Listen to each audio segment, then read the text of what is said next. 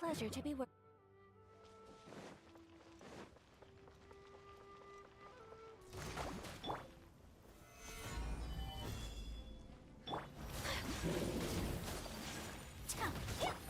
Here comes the catch. Embrace the ice! Ha! Yeah!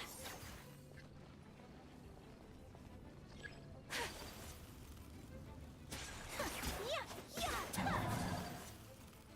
Ta! Yeah! Ha! Ta! Yeah! Ta!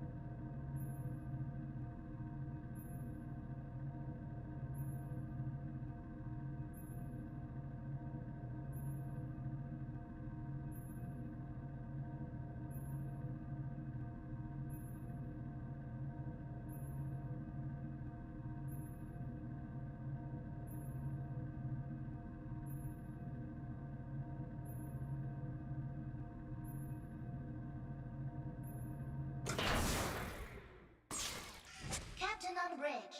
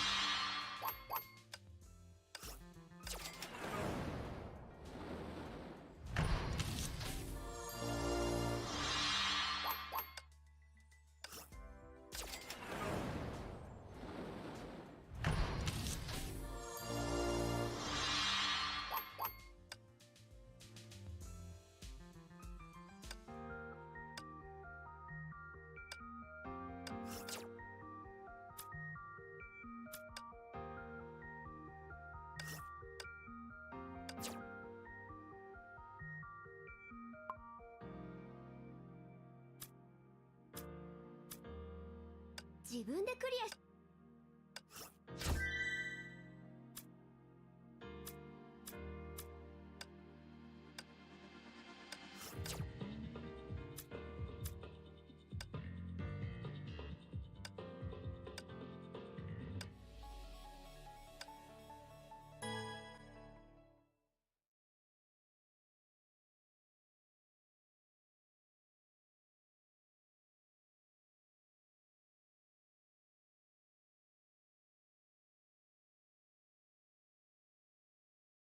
ブローニャ、戦場に到着しました。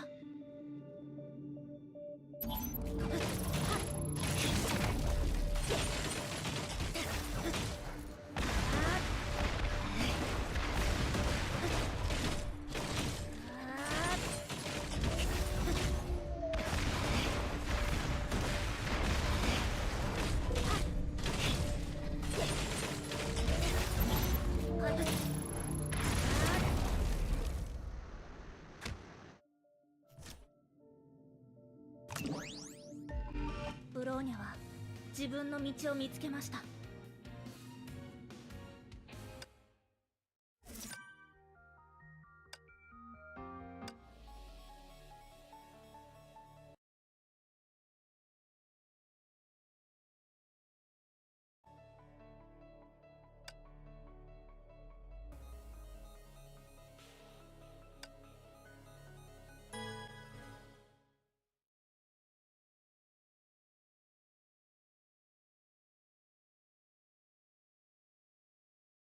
皆の者、出陣よ。あちらかしら。はいはい。セールと一緒に戦って。はい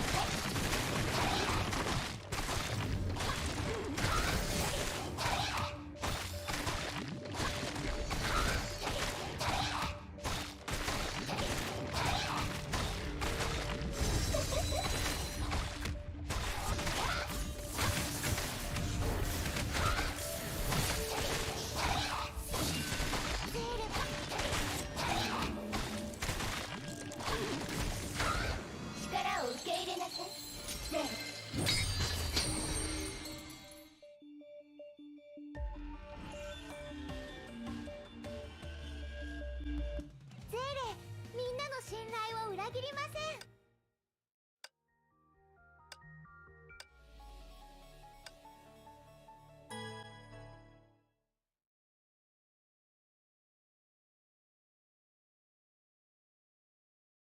久々の戦場よ。了解。時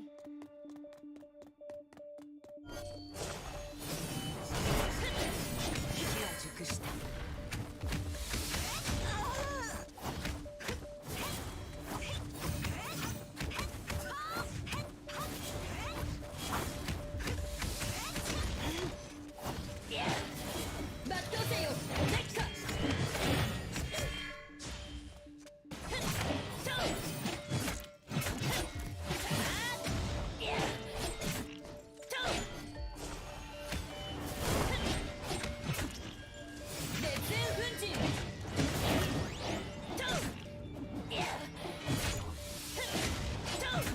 熟した。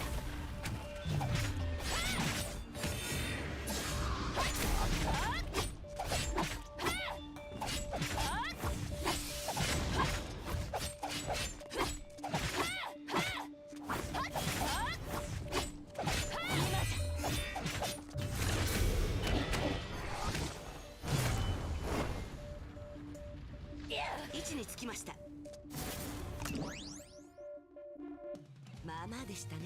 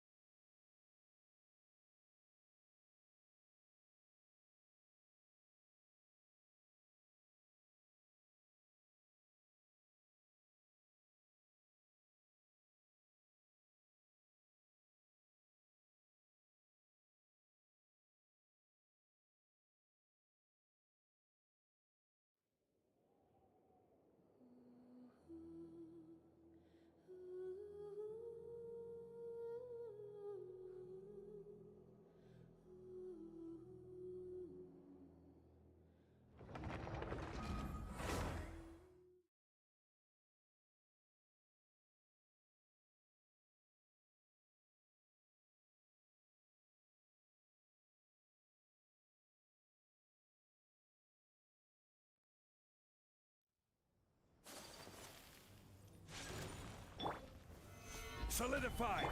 Gotcha. Busted. Rest and revamp. Tiggity pa.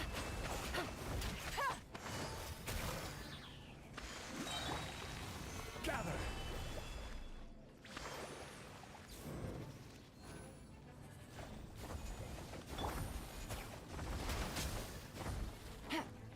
Game's up. Time's over. Yeah! Whirling snow!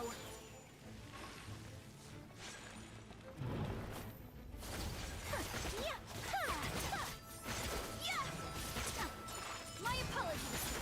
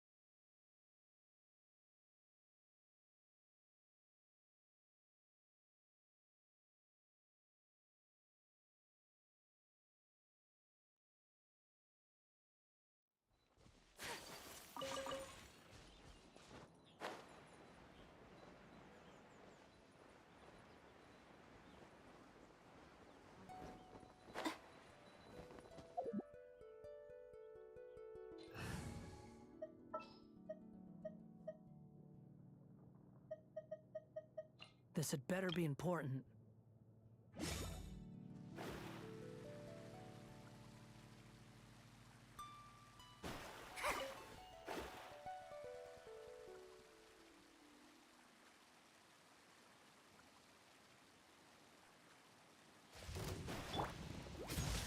Stand with me! This way, Turtle!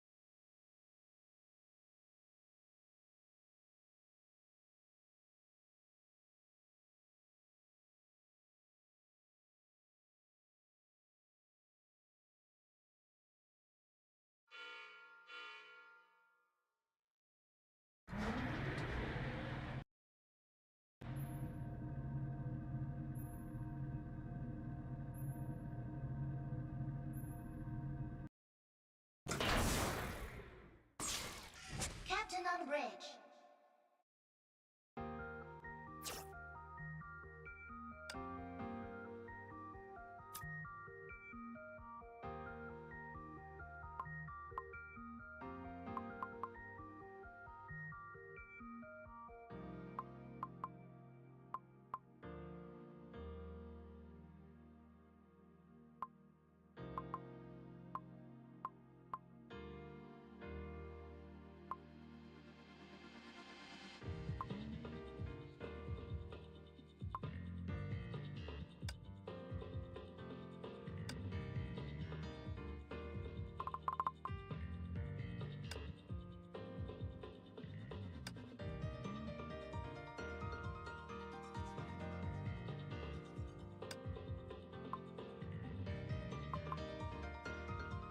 美しい世界。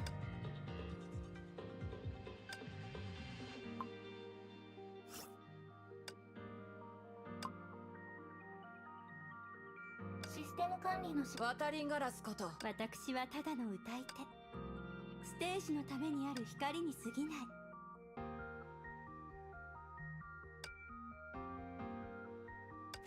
ポンアップグレード。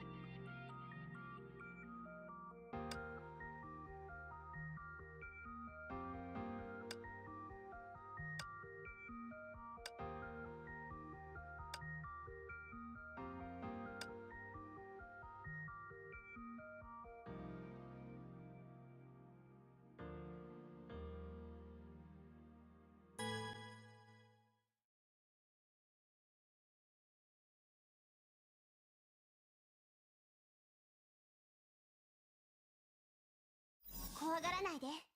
私がいるから。出発の時間だよ。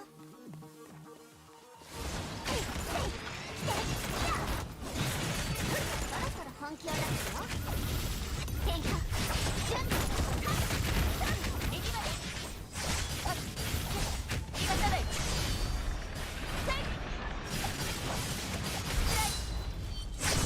先陣一進。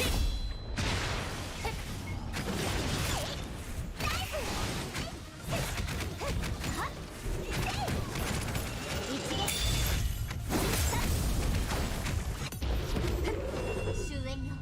私と共にある。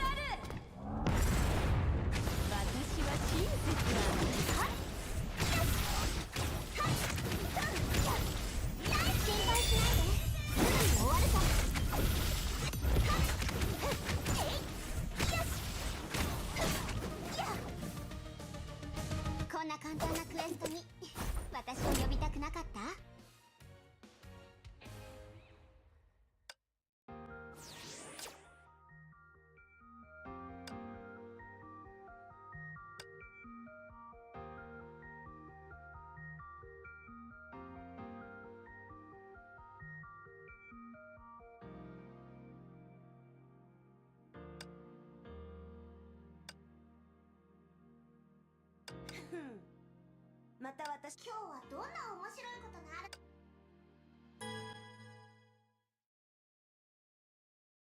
怖がらないで、私がいるから。く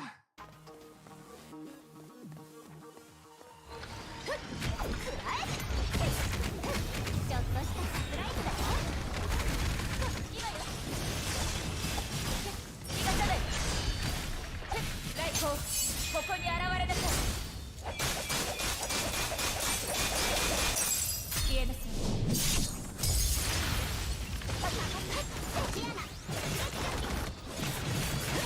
受けるがいい。変化。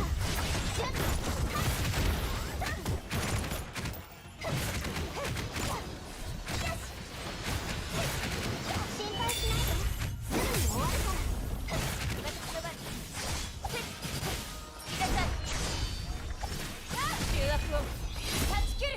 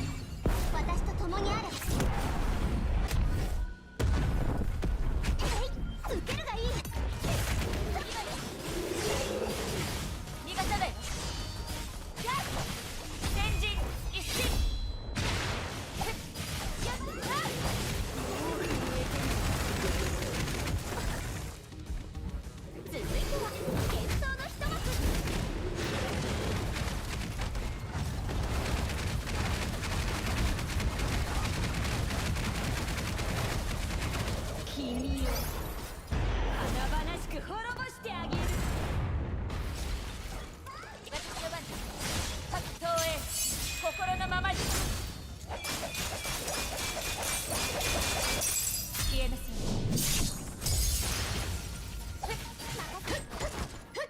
くらえ。よし。ナ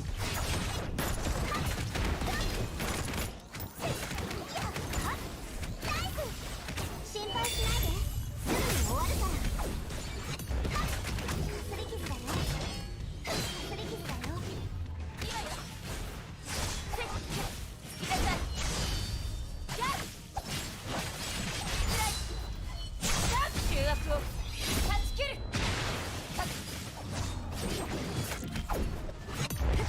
終焉よ、私と共にある。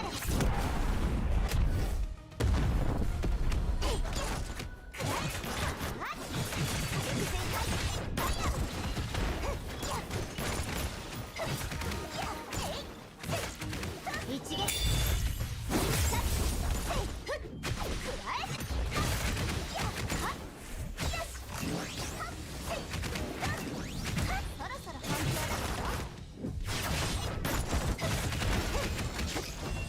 決戦の時は来た。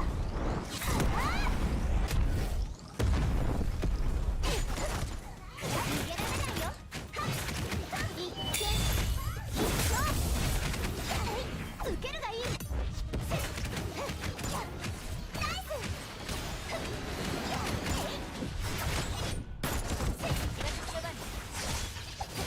逃がさない。東映心のままに。息を止めなさい。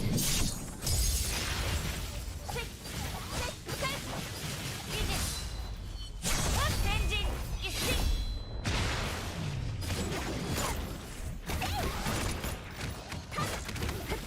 終焉よ、私と共にある。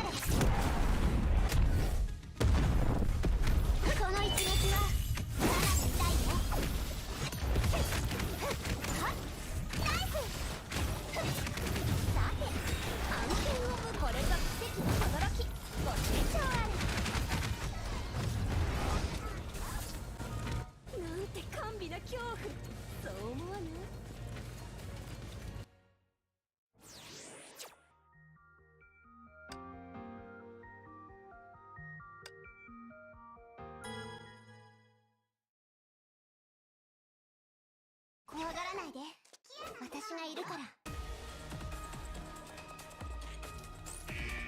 日をきちんと過ごせば、はい受けるがいい。はっ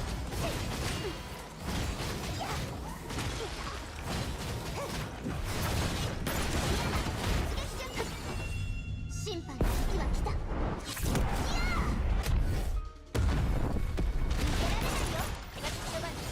ライコここに現れなさい。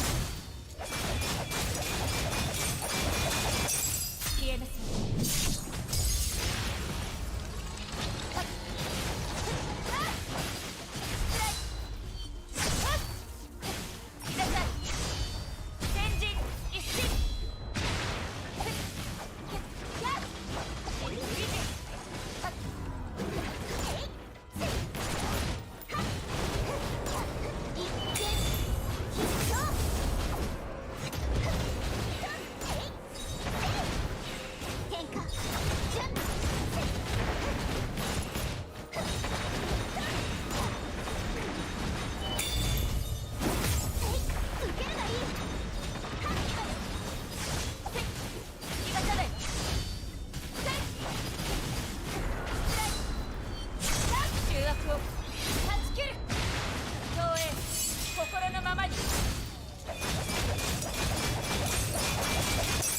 息を止めなさい。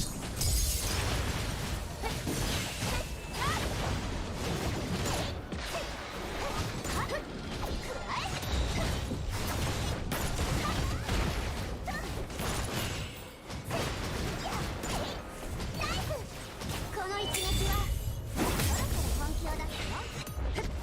終焉よ、私と共にあれ。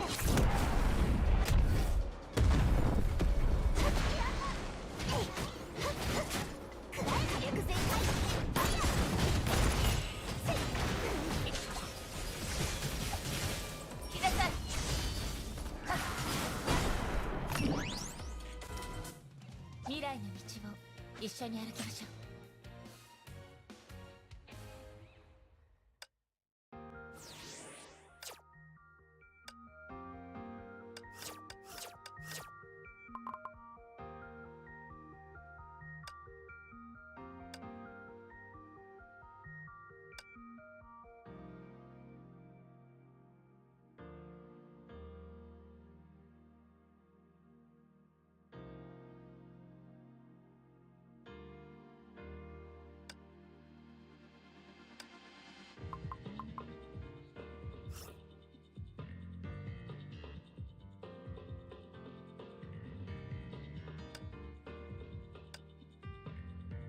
肩を並べて進む。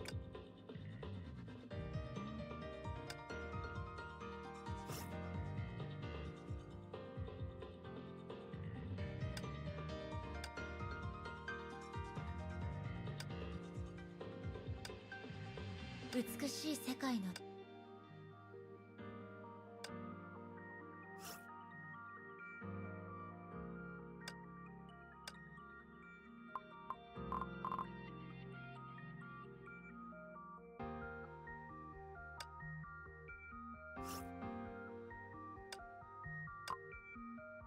私は私の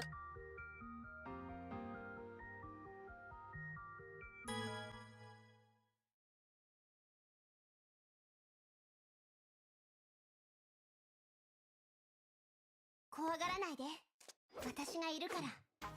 暇だし、ビアンカ様に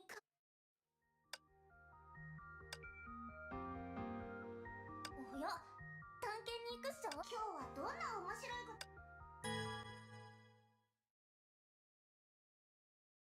怖がらないで、私がいるから。ついてきて。くらえ。そろそろ本気を出すよ。雷電の速度早く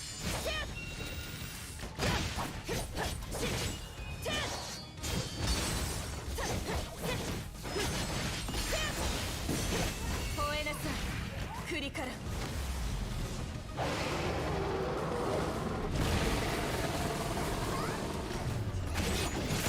ァイヤー。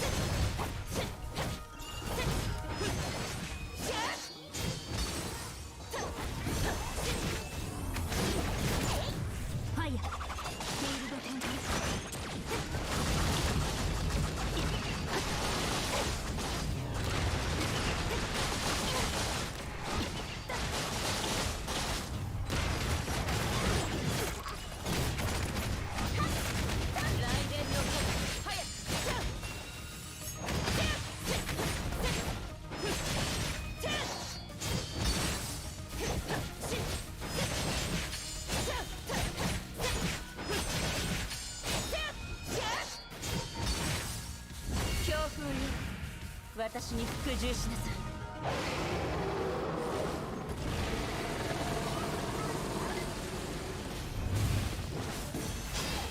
雷鳴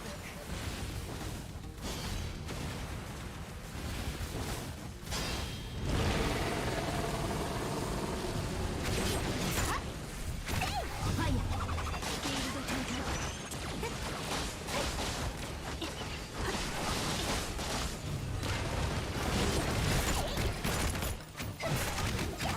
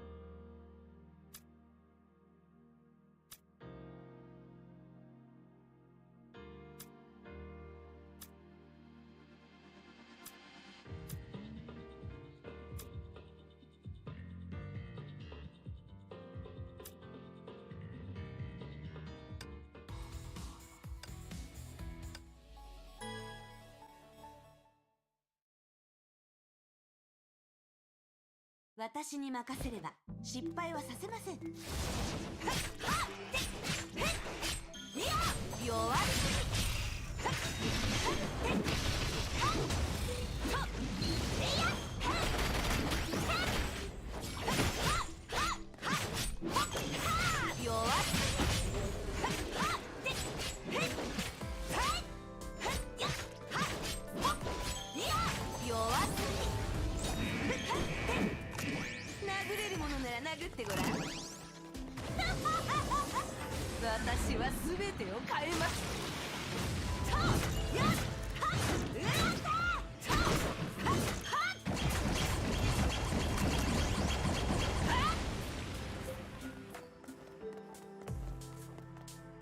千里の道も一歩から。本物のヒーローは苦しみを経験と。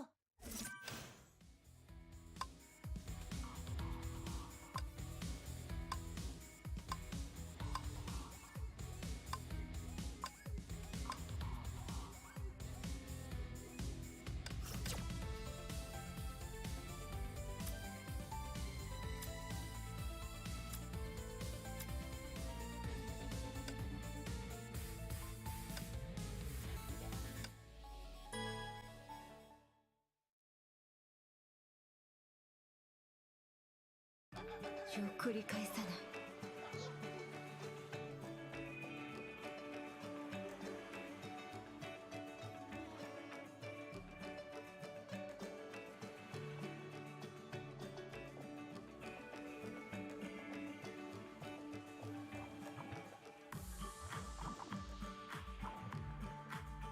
戒めはここまでにしましょう。フイルがいい。消滅する時に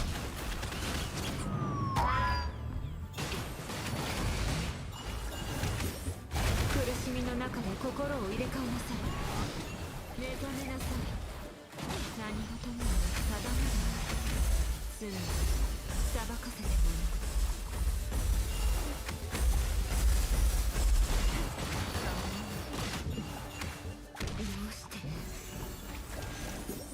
結末の余韻に耳を傾けよう。消えなさい。クイルがいい。消滅する時に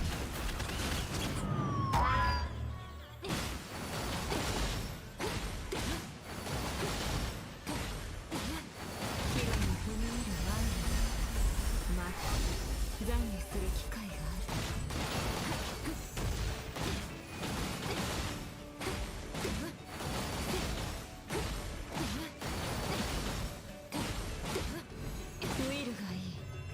消滅する時に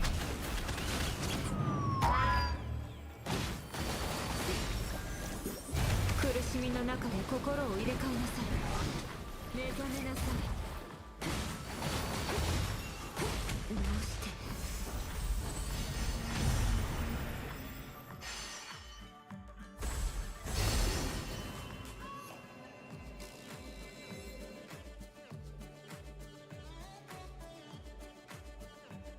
運命の影はすでに落ちた。私はそれに同調しているだけ。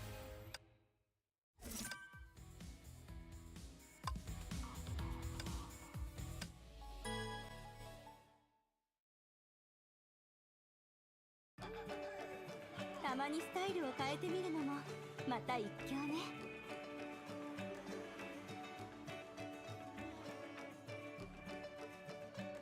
次の現場に急ぐのね。今黄金のように輝きなさい。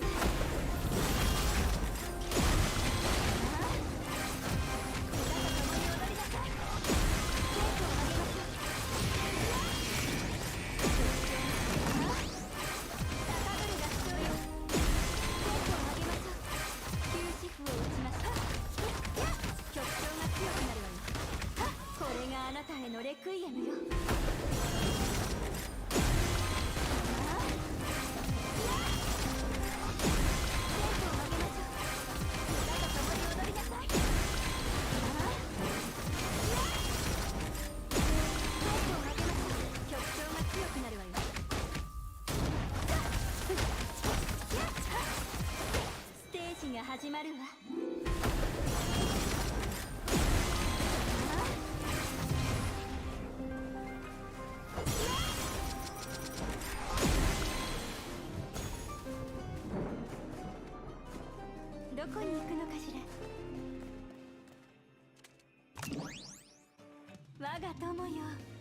私の演奏はどうだった？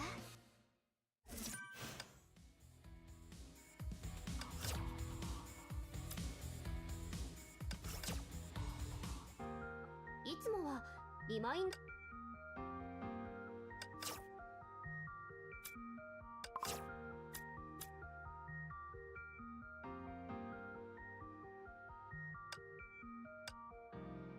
自分でクリアしたんだ。で、みんなの気持ちが今の私を作ってくれた。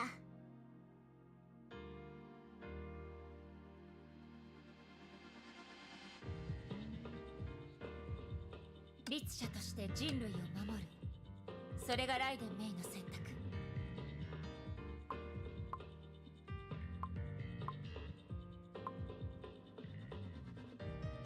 私ですか？お待ちを。日程を確認します。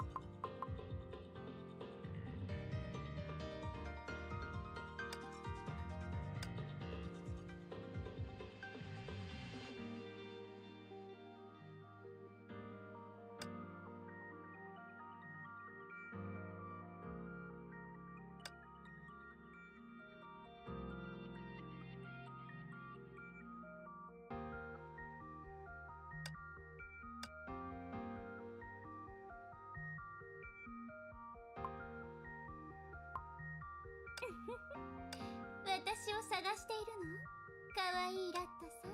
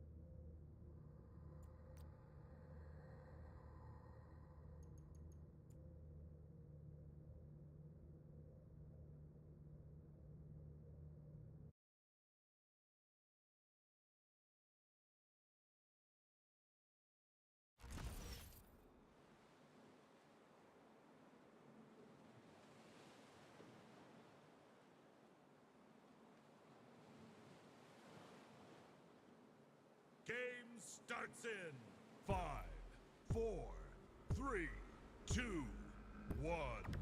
Team Deathmatch.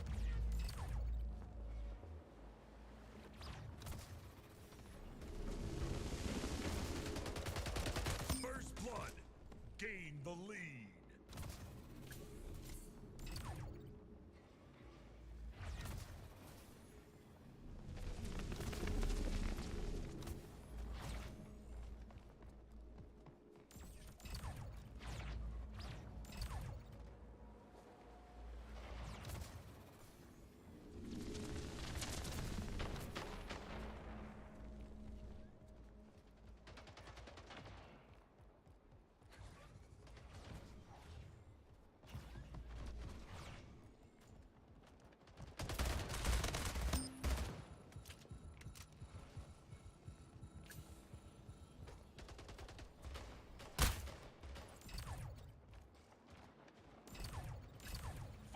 Minutes remaining.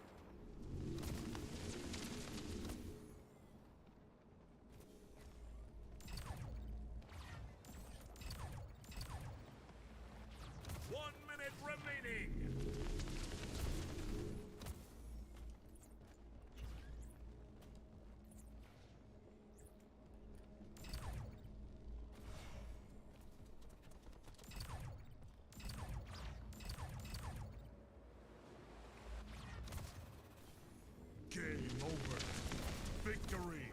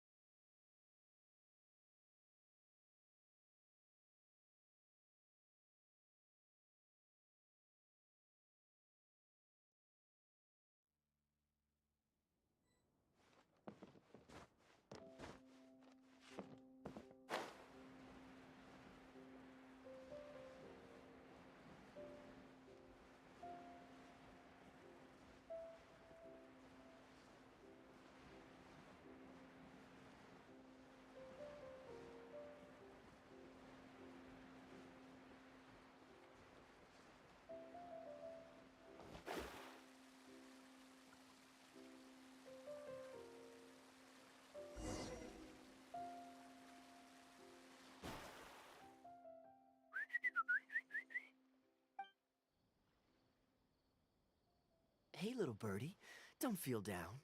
Come and perch on my shoulder. Don't be shy. I'll show you around town.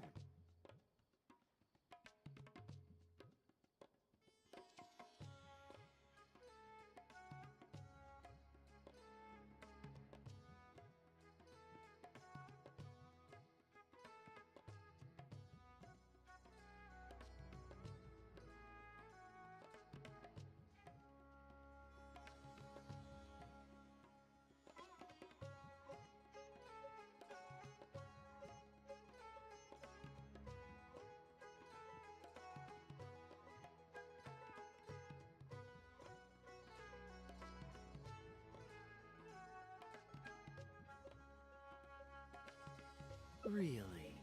No wonder they never pay attention to me. Forget it. I probably shouldn't be anthropomorphizing them anyway. Haven't seen you in some time. To which one of the Animo Archons wins do I owe the honor? Oh, is this your way of saying that you missed me? Since it wasn't meant to be with this little birdie, I'd better leave it alone. Let's take a walk, shall we?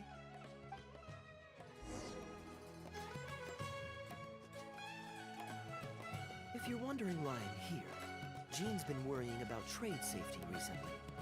I discovered this when I unwittingly burst into her office to save the day. Another job involving long-distance travel falls to me. I suppose it's my own fault for having such a strong sense of duty.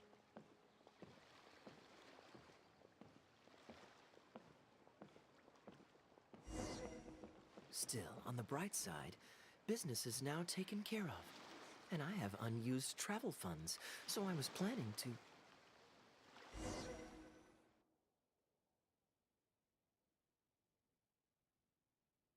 Gundafar, we are in the middle of a war. Your place is at the front lines by my son's side. Pray tell, what provokes your unwarranted return to the palace? A matter of utmost importance, Your Majesty, such that I must personally report it to you. Huh. Outdoor theater. Looks fun.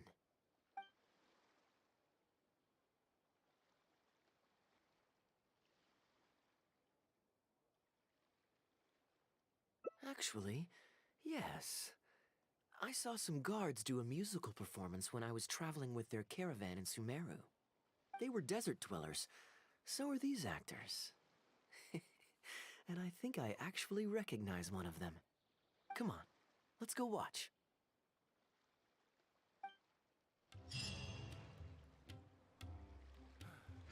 That's enough work for today.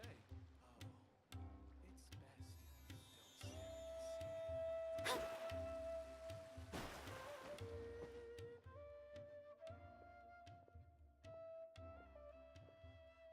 you don't say Your Majesty, not only has God bestowed the throne upon you, but your beloved son, Prince Kubad, has led our brave warriors to victory against Frasyav's army. His men have laid down their arms and fled. Frasyav's brazen ambition is no more. He has bowed his head and now presents to your Majesty an offering of treasures and hostages, as well as a plea for peace. My king, this battle has finally restored the dignity of our people. Moreover, with Frasyav's offer of land comes the opportunity to expand our borders, as your Majesty so greatly wishes. His Highness the Prince and I believe this peace settlement will be a great boon to our nation. It is for this reason alone that I have removed my armor and made haste back to our halls from the front lines. My king, what say you to this proposal? Ah, it's the Tale of Prince Kubad. Ever heard this one?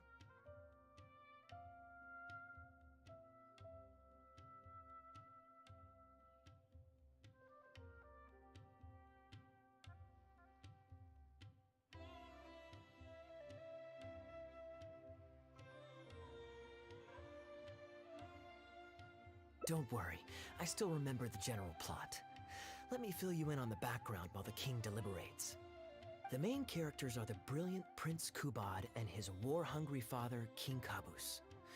The one talking to the king right now is Gundafar, the prince's tutor. When the prince was young, The king was deceived by a malicious rumor that the prince had mistreated his stepmother. He demanded that the prince walk through a blazing fire to prove his innocence. Miraculously, the prince emerged unscathed, thus proving his innocence. But the seeds of doubt had already been sown in the king's mind. Now uneasy in the presence of his mistrustful father, the prince requested to be sent away to the battlefield where he would fight against Frasiev's army. That's the enemy general we heard them mention just now. This is the part where the prince has won the war and decided to forge a peace with the rival nation. He wrote a letter recommending peace to his father. Oh, it looks like the king's made up his mind. Let's keep watching. Frasiev lost because he did not have the blessing of God. Our God will always watch over us and punish our enemies. Once the bells of war have begun to toll, they shall not cease until the blood of our enemies fills the land. There can be no victory until the last enemy soldier has fallen. If Kubad still wishes to be my son and hold the intaglio I bestowed upon him as proof of his royal blood, then he must obey my command. Your Majesty, I must caution that a nation destroyed is not a fallen city writ large. Now, the loss of one city strikes fear into the hearts of our enemies, compelling them to accept defeat and cede land in exchange for peace. If, however, we insist on bringing a whole nation to its knees, then so long as a single person is left standing, they will see us as their sworn enemy, and one day return to us tenfold the pain that we have inflicted on their nation and family. My king, a people is to their nation as wild grass to the open prairie.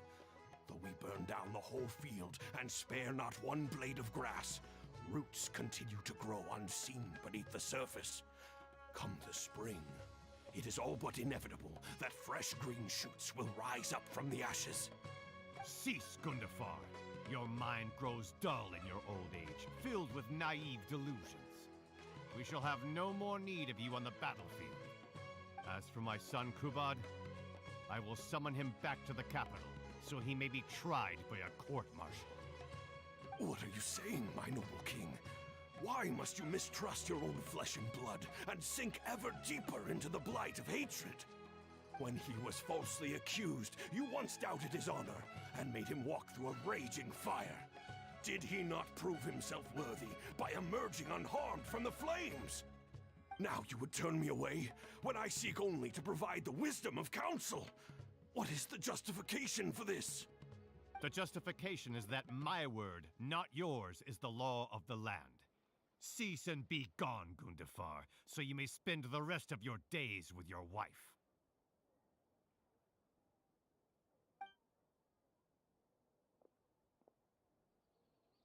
What has become of the king that I served with my life? Fanaticism has robbed him of all reason and wisdom. Peace is surely the most favorable path for our nation, yet he refuses to accept it. I must think of a way to seize control of the army back from the hands of my wayward son, that they might continue the fight to the end. Perhaps the first task should be this. I shall send a loyal contingent of warriors to eliminate Frasiev and the hostages he has sent to our palace. Brilliant acting, Darbil. I saw you approaching us in the middle of the scene. I was worried that my performance would be subpar and you'd think I was just making a fool of myself. Not at all. Far from it. Actually, let me introduce you. This is Darbil, the actor for King Caboose. When we first got to know each other, he was still a guard for one of the merchant caravans. Seems like he's now made the switch to full-time acting.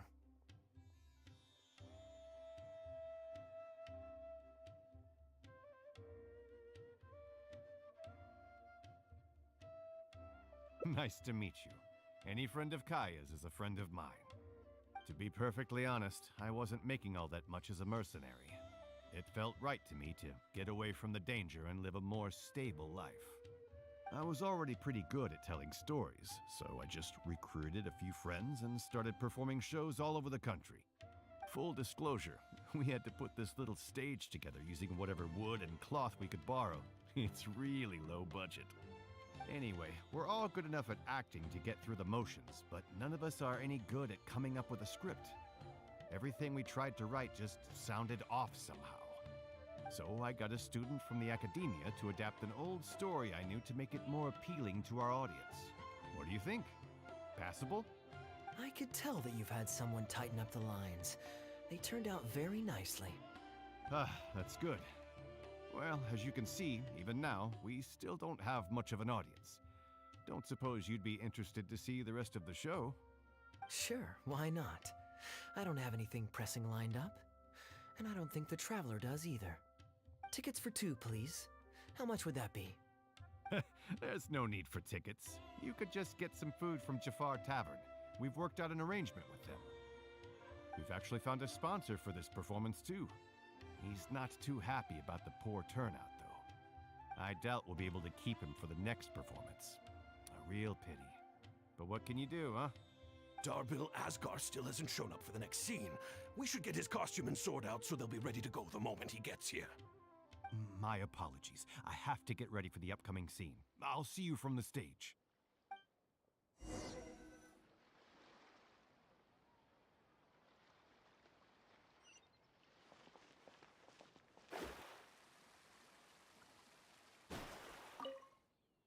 Would you two like to order some food? What can I get you? If you're looking for recommendations, today's special is the tandoori roast chicken. Ah, bear with us a moment. We're just going to take a look at the menu.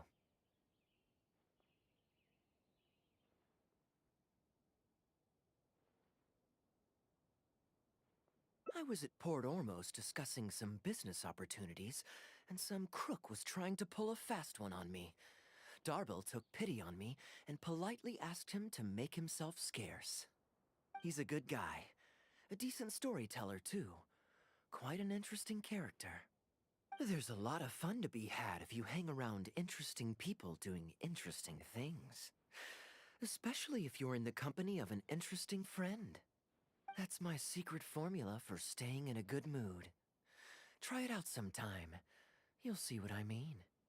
Thanks for waiting. We're ready to order now. We'll take you up on that tandoori roast chicken, and let's throw in some desserts, too. 1 each of the rose custard, that talumba, and the patisara pudding, please. That should see us through the show.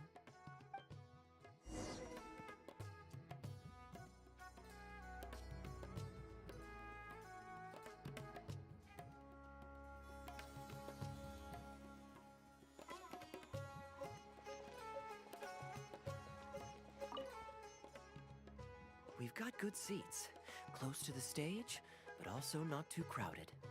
We can watch the show as we eat. If I remember correctly, the next scene should focus on the prince. But I won't spoil it for you. You have to experience it for yourself.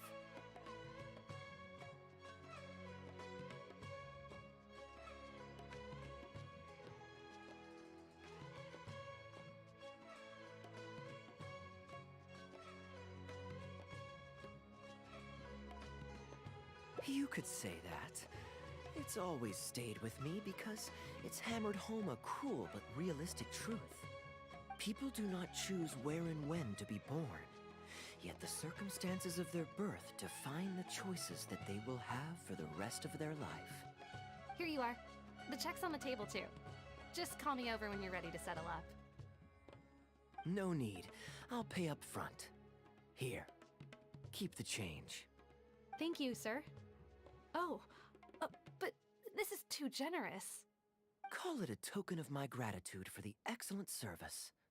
The food all smells wonderful, too, so please pass my compliments to the chef. Thank you so much, sir. Let's dig in, traveler. Hey, Kaya. I'm so sorry, but the actor who plays the prince has run into some difficulties and won't be able to make it. We can't do the rest of the show without him, so I'm really, really sorry, but we'll have to call the show right here.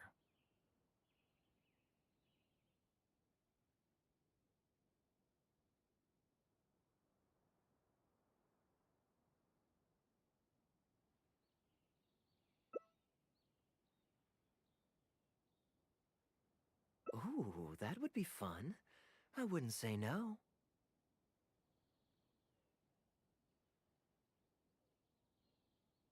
Darbil, would you lose any income if I were to mess this up? Not really. I mean, there's not much of an audience here anyway. I wouldn't want to take too much of your time, though. Don't worry about that. I like to be spontaneous now and then. Spice things up a little. Let me think. Well, you already know the story, so you just need to memorize a few lines. Ha! You know what? This might actually work. Ah, wait, but Kubot has a specific costume he's supposed to wear, and there's no way you'd fit into it. Switching actors is one thing, but wearing street clothes on stage would really ruin the immersion. Yeah, I don't think this is gonna work. Well, good thing that I've actually got a costume with me. It goes pretty well with your stage, too. You're kidding. Can you show it to me? Sure. If you can show me the way to your changing room. It's in the restaurant. Follow me.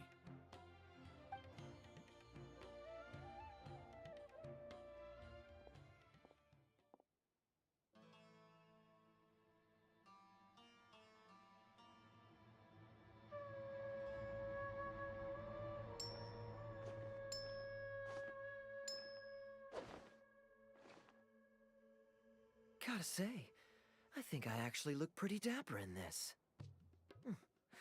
It's a pity I don't have many opportunities to wear it in public. Uh-oh, not a fan of me as a prince? I'll have to act my heart out so you'll be too dazzled to make any digs. Kaya, here's your script for the next scene. It's not too long, but you also don't have very long to prepare. Do you think you can memorize your lines in time? Only one way to find out. Okay, I think we've covered all your lines and movements on stage. You haven't had long to prepare, so don't worry about forgetting your lines. We'll remind you. All right, I'm good to go. Great. Then let's get this show on the road.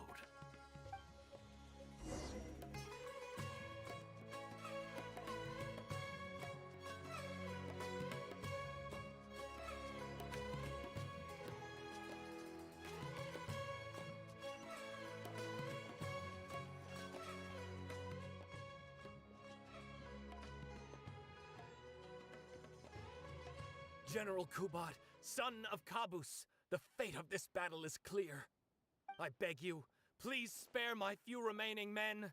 They no longer have the strength to fight back. Frasiav, though you now lead only the husk of a once mighty army, I have no desire to crush your dignity. Even your most savage warriors have no desire to see further bloodshed, and none among your ranks have opposed these peace talks. Nevertheless, I must hear it from you one final time. General Frasiav, do you agree to sign a treaty in good faith and commit from this day forth to peace between our nations? With my army in ruins, I am in no position to do otherwise. But on this, I give you my word. Yes, let us end our hostilities and send our surviving men home to their families. We share the desire to lay down our arms for good and liberate our hearts from the dirge of hatred. Then as God above is our witness, by the authority vested in me by this intaglio of King Kabus, I hereby declare that I will spare your hostages and what remains of your army. May peace be restored to this land, and may these fields of war become a place where crops grow aplenty. My tutor, Gundafar, has already made haste to my father, the king, with the recommendation of a truce. It is my sincere hope that he will see that peace as a path to prosperity and grant me his blessing. Prince Kubot, your name is renowned throughout your land and ours. I will place my hope in your words. One will find on a battlefield no master of ceremonies, nor the paper on which a treaty may be signed. In their absence, let us raise our weapons and swear an oath. I, Kubad, son of Kabus, hereby pledge protection to you and all of your kin. May the oceans be stained red with my blood if I am ever to renounce this oath. Wow, your friend is so dreamy. He's not a real prince by any chance, is he? Hey, Rashana, you don't want to miss this. The good-looking guy who left that huge tip is acting on stage with Darble's troupe. Darble's one lucky man. I return, Your Highness. I hope I'm not too late. Have you already promised peace to Frasiov? Nay, I am not so rash as to preempt my father's blessing. I promised only what I could so far, the safety of his kin. My child, I must share with you the gravest news. Caboose has become blinded by fanaticism and hatred, and will stop at nothing to vanquish every last man under Frasiov's lead. How can this be? You mean to say that my father has rejected our proposal for peace? He has indeed. I urged him to reconsider, and for this I was rebuked and dismissed from his service. But far stricter punishment than this awaits you, should you return home with your troops. Please heed my warnings, dear child. I dare not imagine what unspeakable atrocities your father intends to commit. Nay, the truce must stand. I cannot renounce my oath. How can man claim to stand above beast without remaining true to his word? The masses have grown weary of death and conflict in both our nation and theirs. Are we all now to bend to his will and massacre countless more to satisfy a desire that is his alone? When I departed my beloved home to fight in a foreign land, I did so to honor his wishes and for my duty to our people. Alas, is this fate's grand design? Is this fate's grand design? Kaya, the next line is, "Alas, is this fate's grand design, that I should spend the rest of my days in a foreign land, till I am laid to rest in a grave far from home?" Must it be so? Huh? Wait, that's not part of the script. Kaya, did you not hear me? My dear audience, I ask you this. Do you believe in fate? If fate decreed that your life was to end in tragedy, what would you do?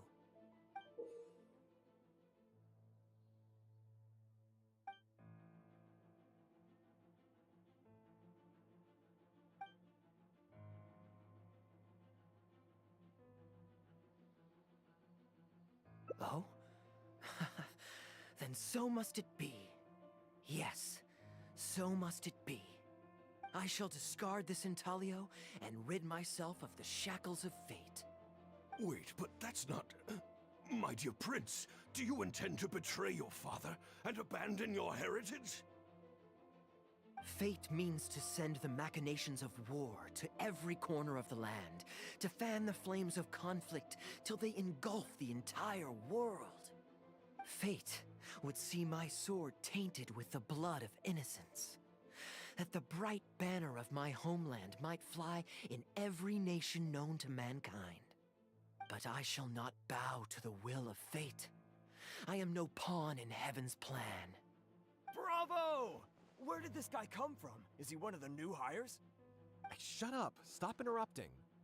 I, Kubad, will spend the rest of my days in a foreign land, till I breathe my last in a place far from home. Oh, at least he brought it back in the end. Prince Kubad, my child, there is no need to be rash. Please bring at least your fortune and the retainers who will always be loyal to you.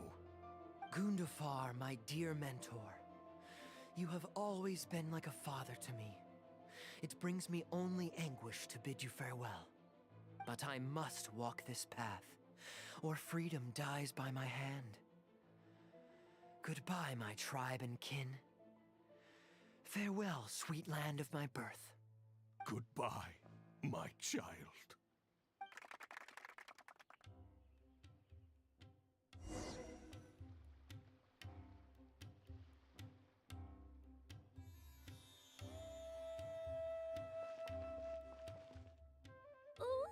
It's Prince Kubad. Could I please get your autograph? Why, certainly, ma'am. Ooh, thank you. I'll just go find a pen.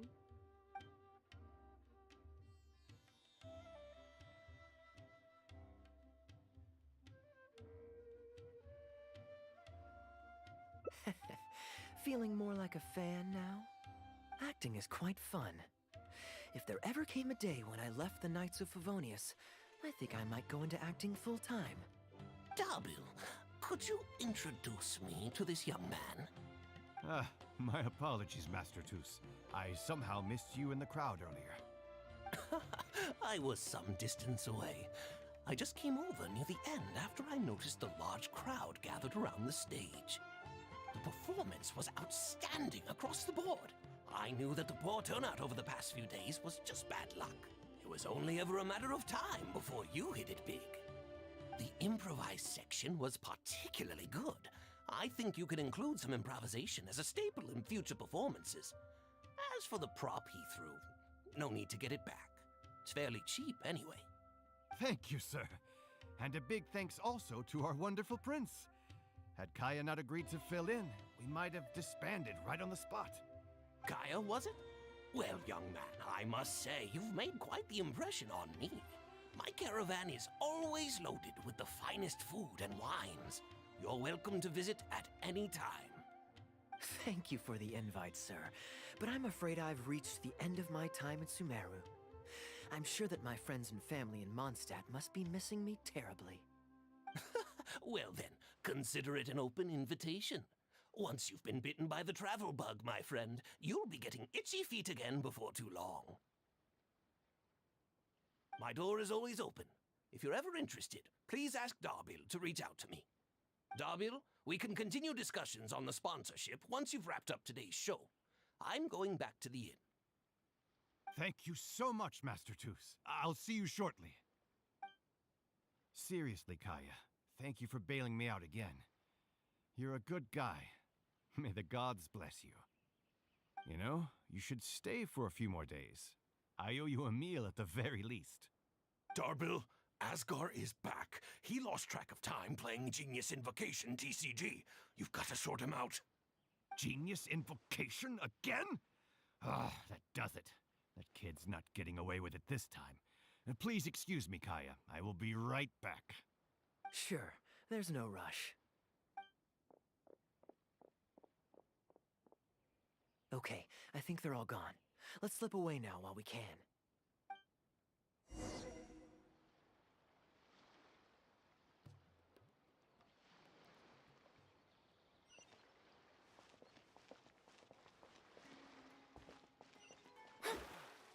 That's enough work for today.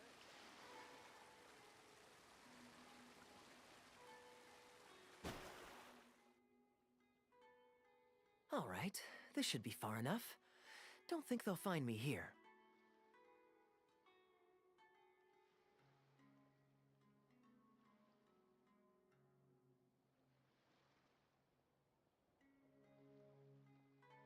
People were starting to expect a lot of things that I didn't sign up for. Besides, the missing actor is back now. Darbil shouldn't be needing me to stand in again. I don't mind socializing, but compared to chatting over food and drink, I much prefer just going wild on the stage. What about you? Did you enjoy the show?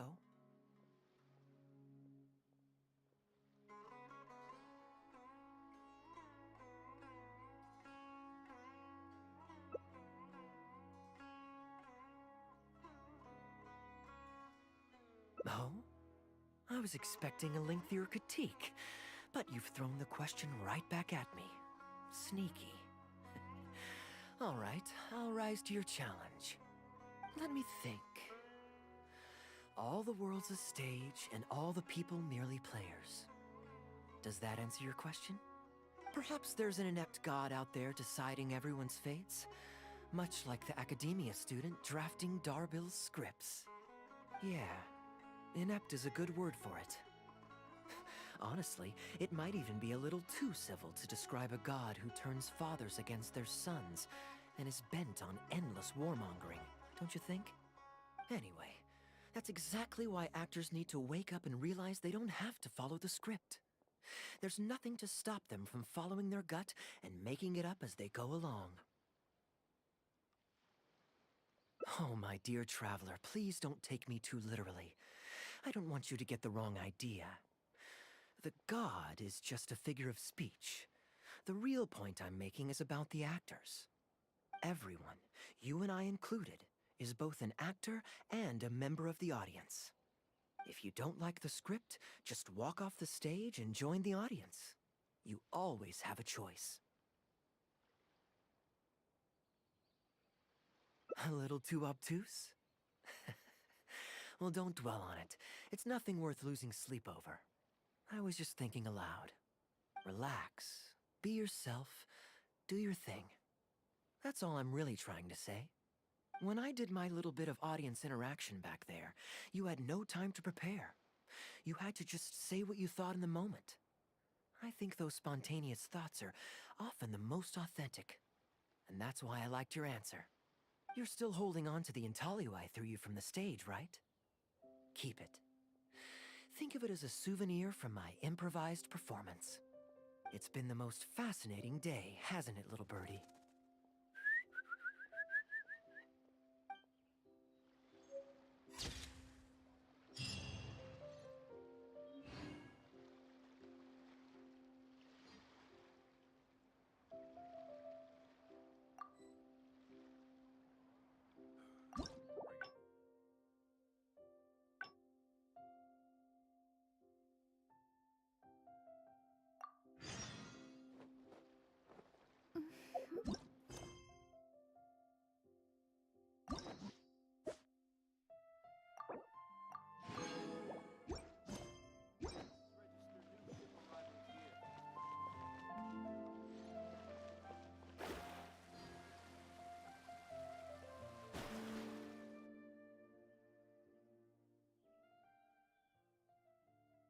Gundafar, we are in the middle of a war. Your place is at the front lines by my son's side. Pray tell, what provokes your unwarranted return to the palace? A matter of utmost Huh. Outdoor theater. Looks fun. Ah, yes. Here's what I was thinking about the unused funds. Given that the acting Grand Master saw fit to allocate these funds to my trip in the first place, I think it's my responsibility to make sure that every last mora is put to good use. In other words, what do you say we find a way to spend the remaining budget? Perhaps a fancy meal at a nice restaurant? Or a river cruise that takes in the sights of Sumeru City? Or we could buy a few nice mementos to take home.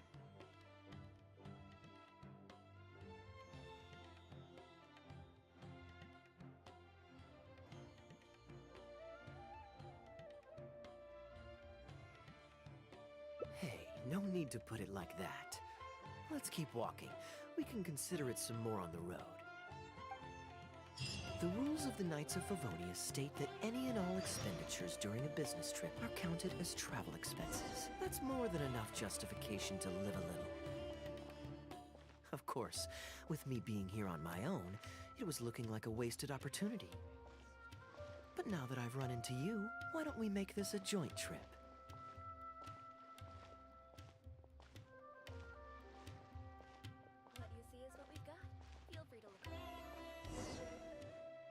You're always so busy. It's high time you gave yourself a proper break. Even the sharpest blade loses its edge if it's always in use. Regular maintenance is essential for reliable performance. And anyway, life is short, so we should make the most of the time we have. Right now is the perfect time to relax and enjoy ourselves. And who knows how many other chances we'll get. So come on, what do you say?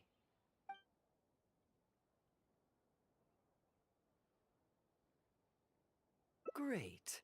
Music to my ears. I'll cover the travel costs, of course. There's nothing more enjoyable than the company of a good friend. Let's call this a nice little excursion to round off my long business trip. Now, let me think where we should go. I've seen a lot of Sumeru already, so let's go for someplace new. How about Liyue? I'd be heading past there on my way back to Mondstadt anyway, so it's not out of the way.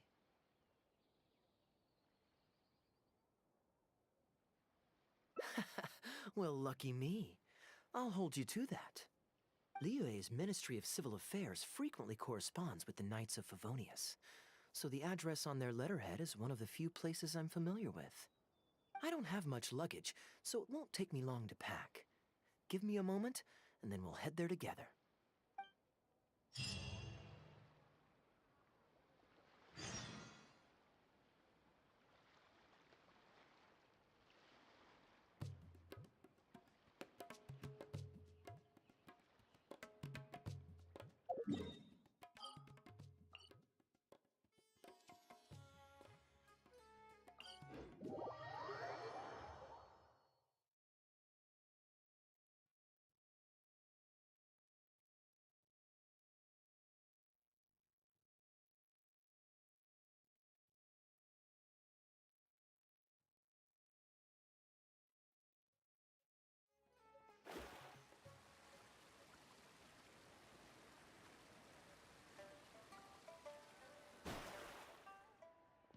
I've heard that there's lots to see and do in Liyue, but I'm sure you're more familiar with the place than I am, so I'll leave the itinerary to you.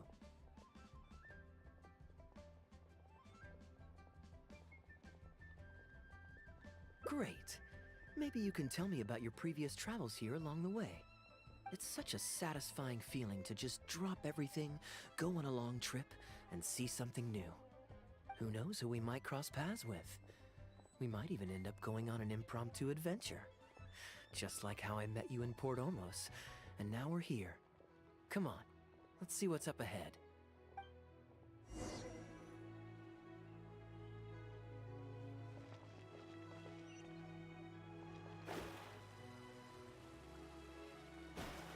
Do you know this shop? It looks pretty nice from the outside. Shall we take a look?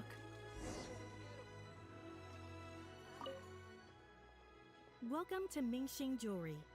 We are a long-established trader of precious stones. Is there anything in particular you're looking for? Let me see. Ah, some nice jewelry you've got here. Maybe I can grab something with a local flavor as a souvenir. What do you think, traveler? See anything that suits my style? I trust your judgment.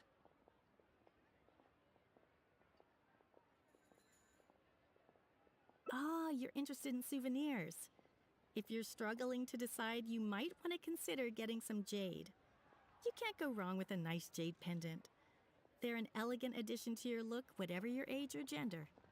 If you're looking for a specific design, we can make it to your specifications. It does take some time to fulfill an order, however.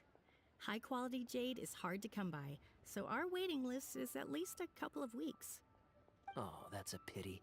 I'm just visiting and I won't be in town for very long. So as much as it pains me to do so, I'm afraid I'll have to leave this beautiful bijou behind. No worries at all, sir. If you're looking for something off the shelf, why not go and see Mr. Shurto at the Jade Mystery? He also deals in jade and precious stones. Exactly. But on that note, let me give you a word of advice. There's no risk in purchasing a piece of jade that's already been cut. But you could lose all of your mora betting on uncut rocks. I won't say any more, as I don't want my fellow vendors to think I'm bad-mouthing them. But I think you catch my drift. It's only human nature to spend a little when you're on a trip, but don't be too hasty to part with your cash.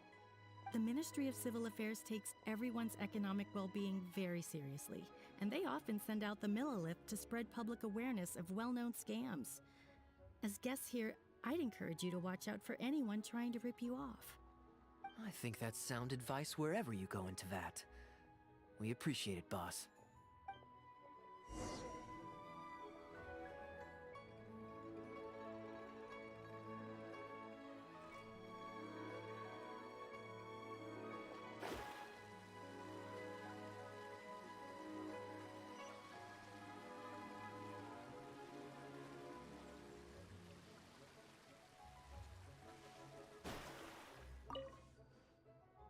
Welcome!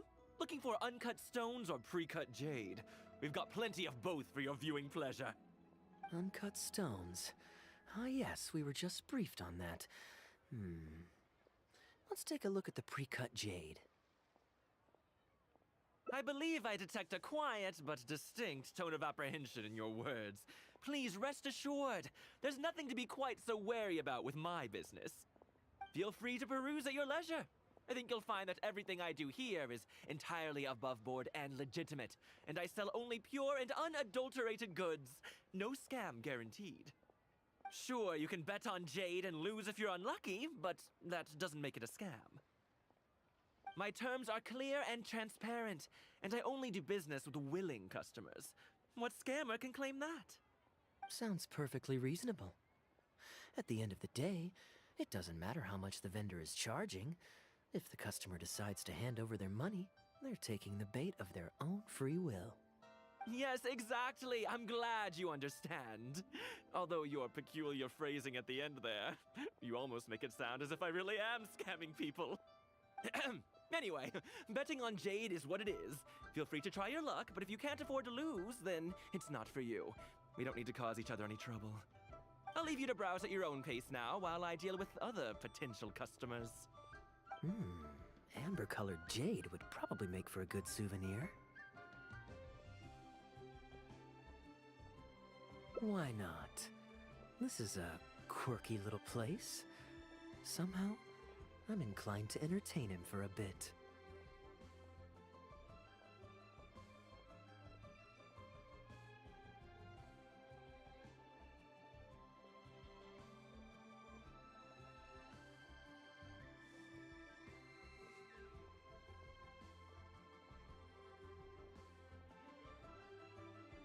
Well, if you're not interested, then I guess we'll pass.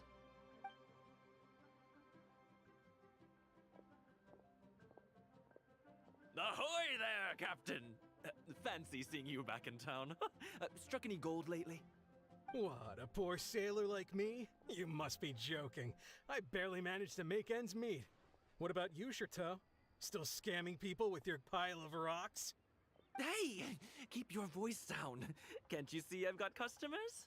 But more to the point, when have you ever seen a customer get scammed in my store? I mean, you want the full list? Or... Hold up. Is that... Captain Kaya! What, brings you to Liyue? Oh, just taking a short trip with my friend. It's been a while. Yes, it's been a good while, hasn't it?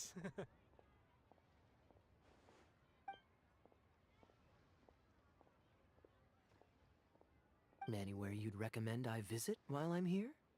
Let me think. Wanmin Restaurant's always a pretty good bet. Chef Mao's daughter is a skilled chef, and their prices are very reasonable. My wife can't get enough of their boiled fish. You could give that a try. And, speaking of my wife, she won't let me forget what a great help you've been to us before.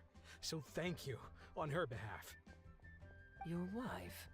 Ah, yes. How is she doing these days? Keeping well? Very well, thank you. Very well. Anyway, I've got something I need to do down at the South Wharf, so my apologies, Captain Kaya, but I'd better get going. All right. See you. Ah, I finally remembered who that was. Captain Wu. He runs a transport business between Mondstadt and Liyue. I see. So you went through that whole conversation with no idea who you were talking to. Well, that explains the generic pleasantries and the general awkwardness. Old Wu's usually quite the chatterbox, so it's very unusual for him to just take off mid-conversation. How exactly do you two know each other anyway?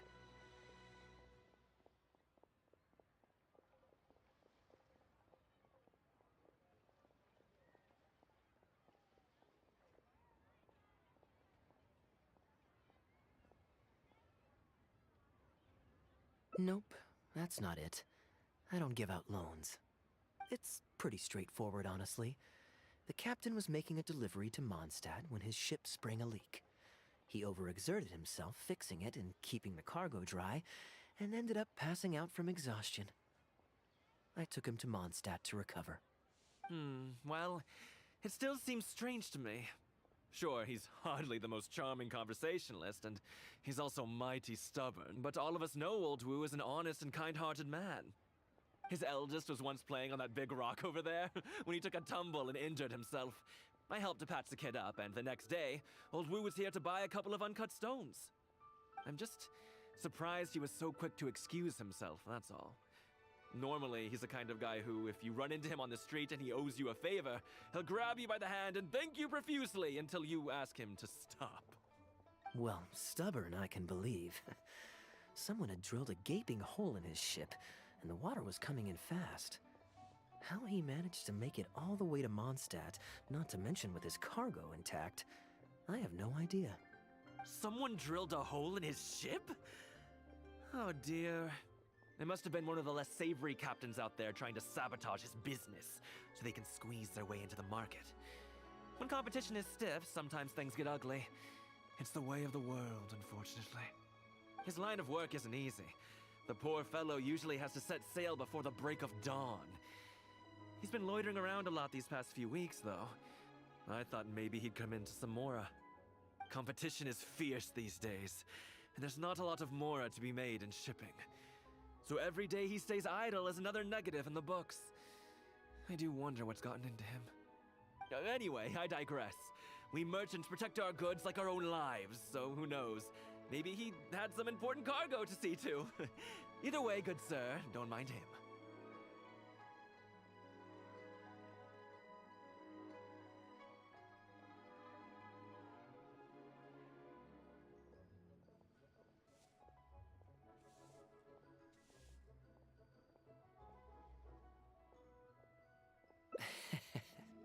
I am an upstanding member of the Knights of Favonius, after all. Just look me in the eyes. Don't you find me trustworthy? Since you asked about recommendations earlier, you're here from Mondstadt, yes? Might I suggest the tea house is somewhere to rest your legs? If memory serves, they're just about to retell the tale of Bravebeard the Valiant from the top. Why not pay them a visit? Huh. Sounds interesting enough. Let's check it out.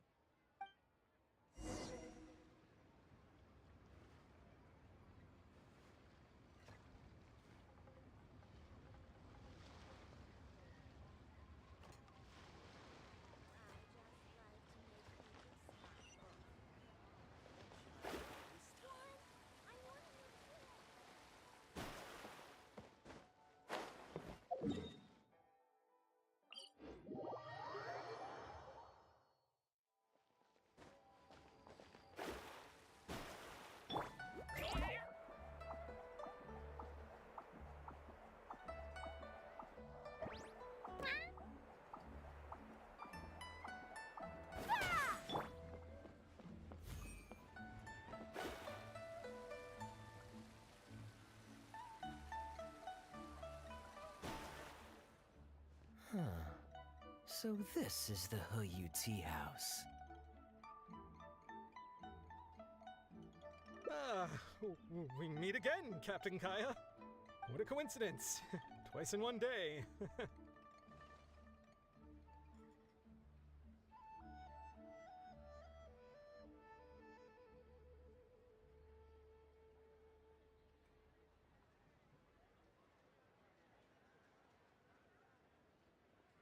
Oh, that didn't take me long, and I ran the whole way. Wu, weren't you just at Wanwen Bookhouse buying a book for your daughter? What's this talk about the wharf? Shh, just leave it be, Aunt Jong. There's no need to embarrass him right in front of everyone else. I take it that you two aren't from around these parts. I'm a caravan guard by trade, and meeting people from all over the world is one of the main perks of the job for me. Why don't you join my table so we can get to know each other? Oh, seems like the tea house is the place to be in Liyue. Feels like I'm back in the angel share. Did you manage to get something for your daughter just now, Captain Wu? Yes, thank you. If it weren't for you, Captain Kaya, she might not have even made it into this world. I'm so lost, Wu. What's the story here?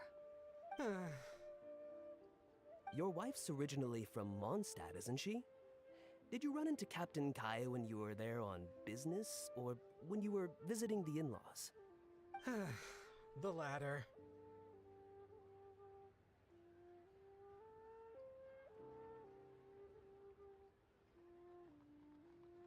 Oh, this is so humiliating.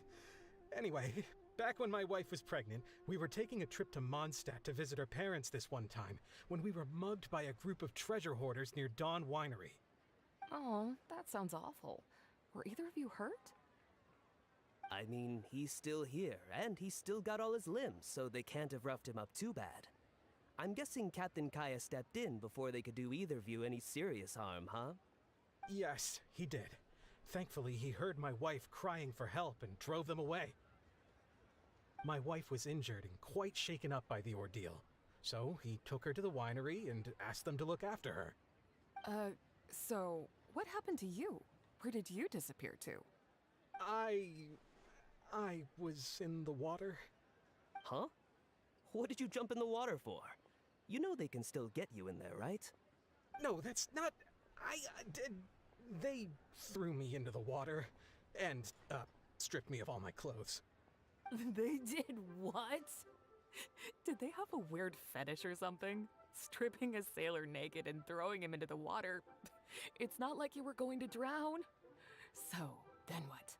I take it you swam to shore? The treasure hoarders always move in groups, and fighting back when you're outnumbered isn't usually an option. It's no surprise that they quickly overpowered Captain Wu. I'm just glad that everyone made it out all right at the end. Captain Kaya, please, there's no need for you to try to save face for me like this. I already owe you so much. You don't have to do anything more. Yet, despite that, I somehow only ended up humiliating myself further. Oh, there's no point in me trying to save face now. They tossed me into the water to humiliate me, and to use it as leverage to get my wife to pay up. But they didn't know that I could swim. What I'd intended was to pretend to drown, then sneak back onto shore while they weren't looking, and find a way to rescue my wife. That was before Captain Kaya appeared out of nowhere and saved the day. So then I figured I'd get out of the water, get dressed, and catch up with you. But God knows what they did with my clothes. I couldn't find them anywhere. By the time I gave up looking for them, you were most of the way to the winery, so I had to run after you with nary a thing on myself. Outrageous! So, what happened next? I made it to the winery, but the maids noticed me first, and they called the Lord of the Manor out to give me the beating the treasure hoarders never got around to. After my wife recovered consciousness, she had to have a long talk with the young lord to explain everything. He then escorted us both safely to Stonegate. Oh, Woo, I'm sorry, but...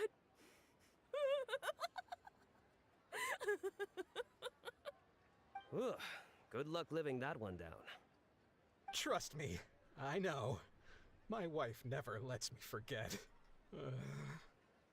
I'm sorry, Captain. I wasn't intending to share that story. It's fine. It's my own fault for thinking I could sweep it under the carpet and forget about it. I don't know if I can ever repay you for all you've done. That's why I get so embarrassed every time I run into you. Still, it won't stop me from trying. You and your friend are here to catch the storyteller, right? The tea's on me. It's the least I can do. In fact, they do serve some food here too, but it's not the best. Okay, let me run and get some fruit to share. I'll be right back.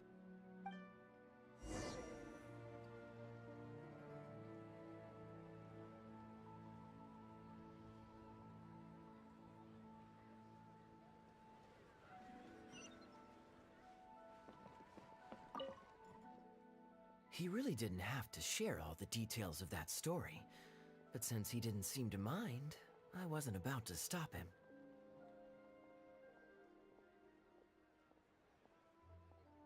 I did actually forget at first, but once he brought up his daughter, the memory of his naked escapades came flooding back. D-Luke thought some pervert was harassing the maids. He charged straight out the door, great sword in hand and raring to go.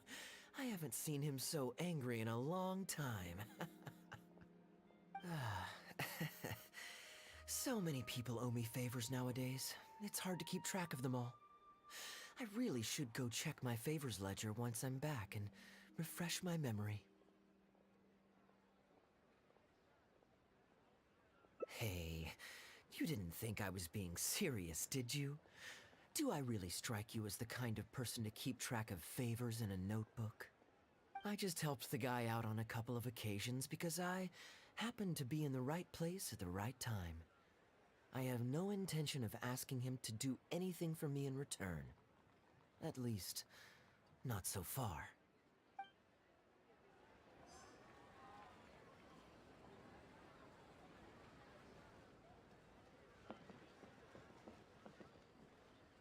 I wonder how much Fanaria caught of that. Old Wu really has no filter, does he?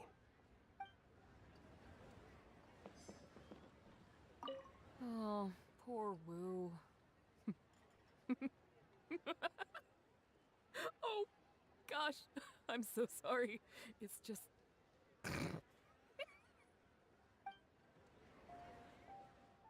I'm back with fruit. Please help yourselves, everyone. My treat. Thank you. Oh, don't mention it. It's just a few fruits, nothing extravagant. Once my new pharmaceutical business takes off and I have Mora to spare, I'll get you a proper thank you gift and send it to the Knights of Favonius. Pharmaceutical business? So you found a new career? No more shipping? Shipping's impossible work nowadays. There's too much competition, the margins are too small, so I've decided to switch gears. I'm going to become a partner of Boo Boo Pharmacy and provide funding for a brand new medication they're producing. It's specially formulated to treat seasonal joint and limb pain. If you didn't know, it's a very common health complaint among sailors, but also extremely difficult to treat. I've suffered from it myself, which is why I know that a lot of people stand to benefit from this once it enters the market. It's a good cause, and a stable source of income. Whichever way you look at it, it's a step up from the back-breaking work I did before.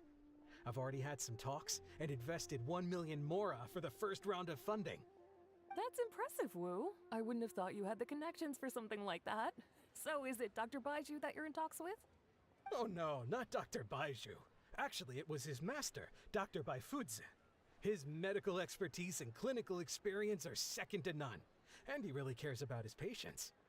He gave me a few of his traditionally formulated bone-strengthening pills when he saw me suffering from my leg pains one day. It was like a miracle cure. The pain immediately went away. Dr. Baiju's master? Yeah, I told him I'd be enthusiastically recommending his medicine to the other guys at the docks.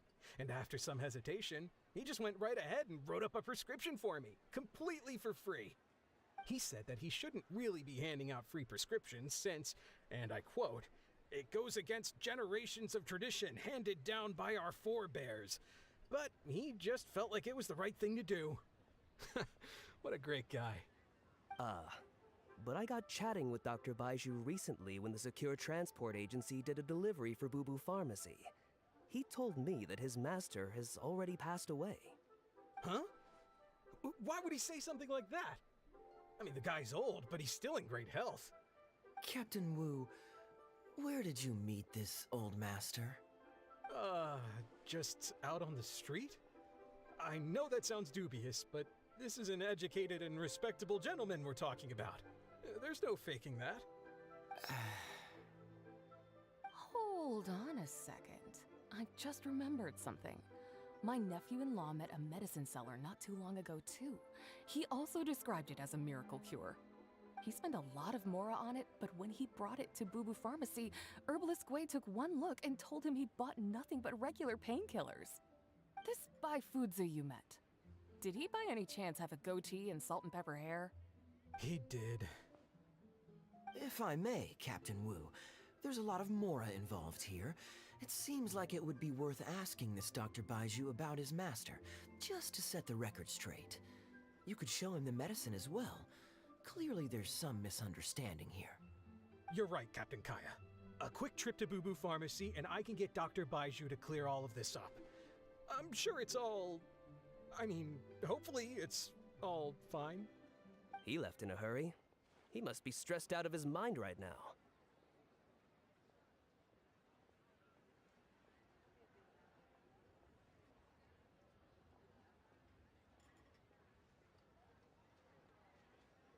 Hey, let him deal with this, okay? No point in you stressing yourself out, too. Fraud or not, it's up to Captain Wu to figure out exactly who he's gotten himself involved with. I'm no Dark Knight hero, or a martial arts hero for that matter, and neither are you. Wait, or are you? Now that I think about it, I can see you having a secret double life as a martial arts hero here in Liyue. You certainly have the personality for it. Either way, Liyue has its own rules and regulations. Best to let the Ministry of Civil Affairs deal with this in the proper manner. If a couple of outlanders like us get involved, we might just end up muddying the waters, even with the best of intentions. We came here to enjoy ourselves, remember? We don't want to get our priorities mixed up. Oh, and look at that. The storyteller's taking the stage. It is said that the sky's the limit for the aspirational soul. But alas, for the woes of the world are equally limitless. No such stranger to woes was Huang Guang, a man who, having suffered countless injustices at the hands of his fellow men, forsook them to dwell among the mountains and rivers. Yet fate fortuitous found him when he entered the tutelage of an adeptus and learned many mystical arts from them. Per his master's wishes, he then returned once more to the human world, only this time with a sworn duty to cleanse the land of demons and to see justice done wherever he might tread.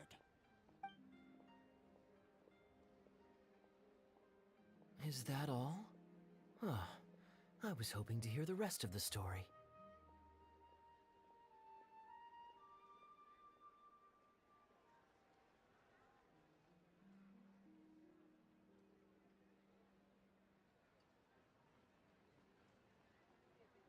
It was all right.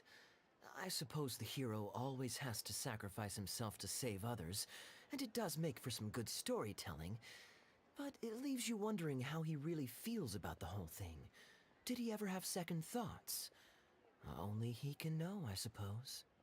Oh, I see the show is over.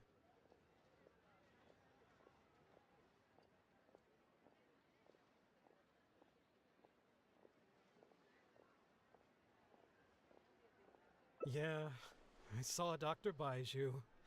Looks like it was a scam after all. Then what are you waiting for? Don't just stand there. You need to report this to the Ministry of Civil Affairs right away. Hold on. Let's not lose our cool. Get your story straight first, so you can give them a clear and detailed account of events in the order that they occurred. And one more thing. Do you still have a way to contact this guy? Well, I'd arranged to meet him at the Yunshang Tea House once I've withdrawn the next sum of Mora, so I suppose he'll still be waiting on that. Okay, so you've got another meeting lined up. I've got no one to blame but myself for this. I can't believe I was so gullible.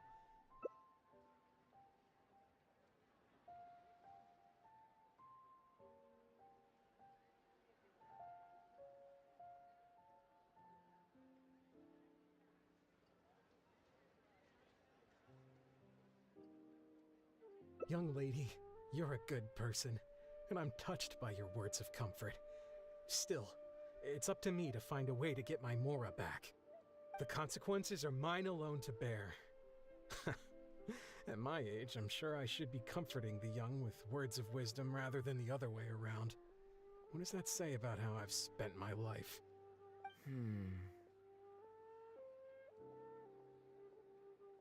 It's obvious, isn't it? He needs to report the case to the Ministry of Civil Affairs.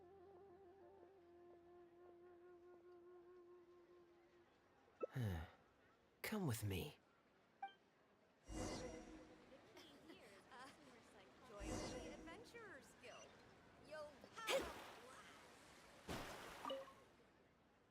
I am quite curious.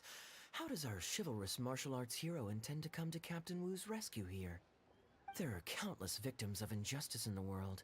We can't try to help each and every one of them, can we?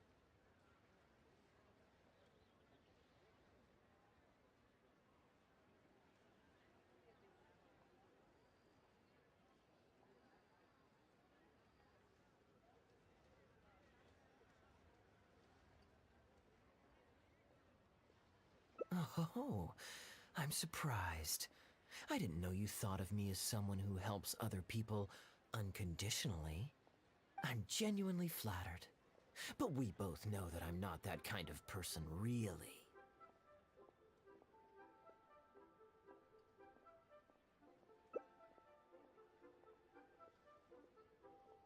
Your logic is very straightforward, and quite endearing in its simplicity. But I like how you think. So I'll indulge your martial arts hero aspirations for now.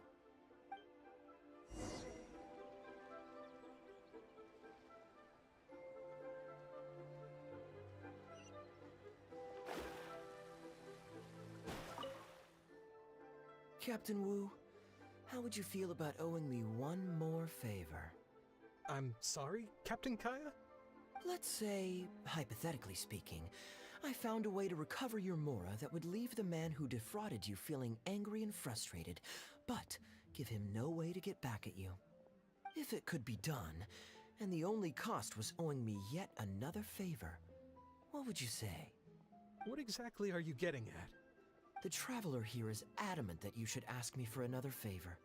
Personally, I blame the storyteller.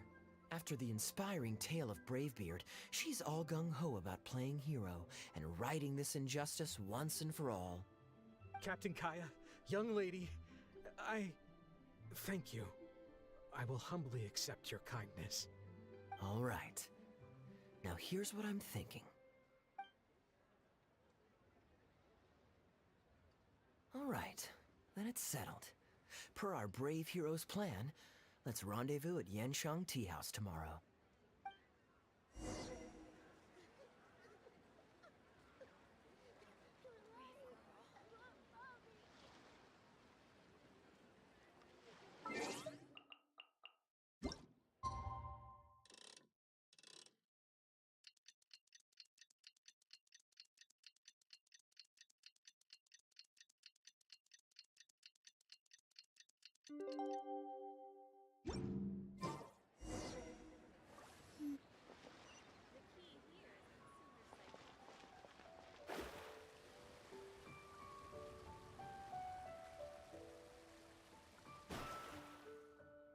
Ah, you're here.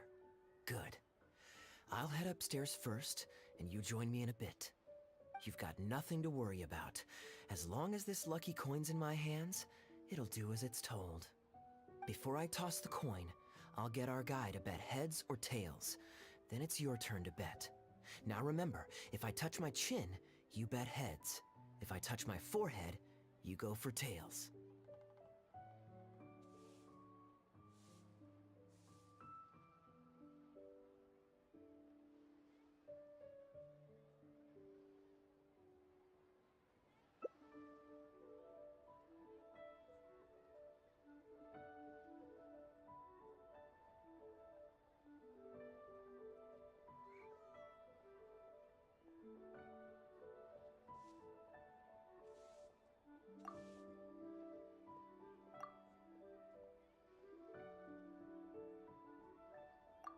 Hello. Are you waiting for someone? As long as you follow the rules of the tea house, you're welcome here. Please be our guest.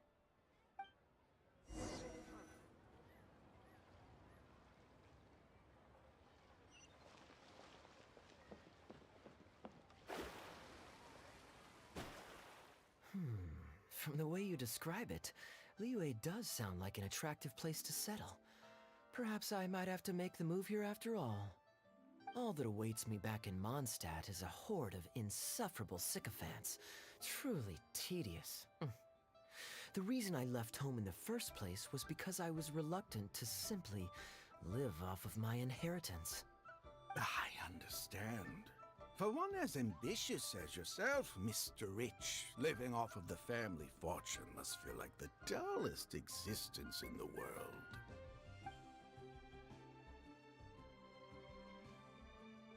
What are you doing? It's common courtesy to introduce yourself. Can't you see we got here first?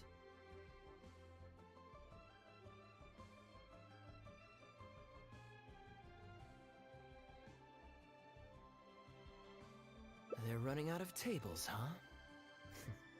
Looks like this location's getting too small for them. Very well, I'll make an exception for you this one time. Let's hope the tea, at least, won't disappoint me. So, my friend, what's your name?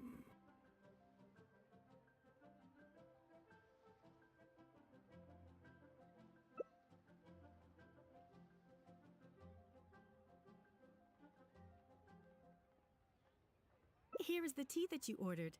Please enjoy. Ugh, this tea is... never mind. Mr. Bai, this has been a most pleasant and insightful conversation. I consider it good fortune that I encountered such a refined gentleman as yourself so far from home. Please allow me to pay for the tea. Yes, good fortune indeed. In that case, I must thank you for your generosity. You there. I'll get yours too.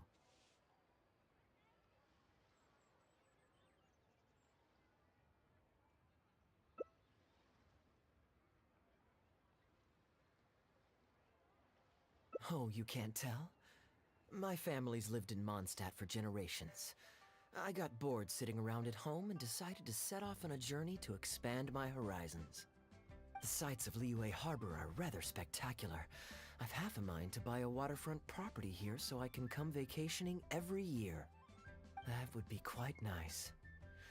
If the family would spare me a little loose change, I could even invest in an antique shop or two so I have something to do during the day.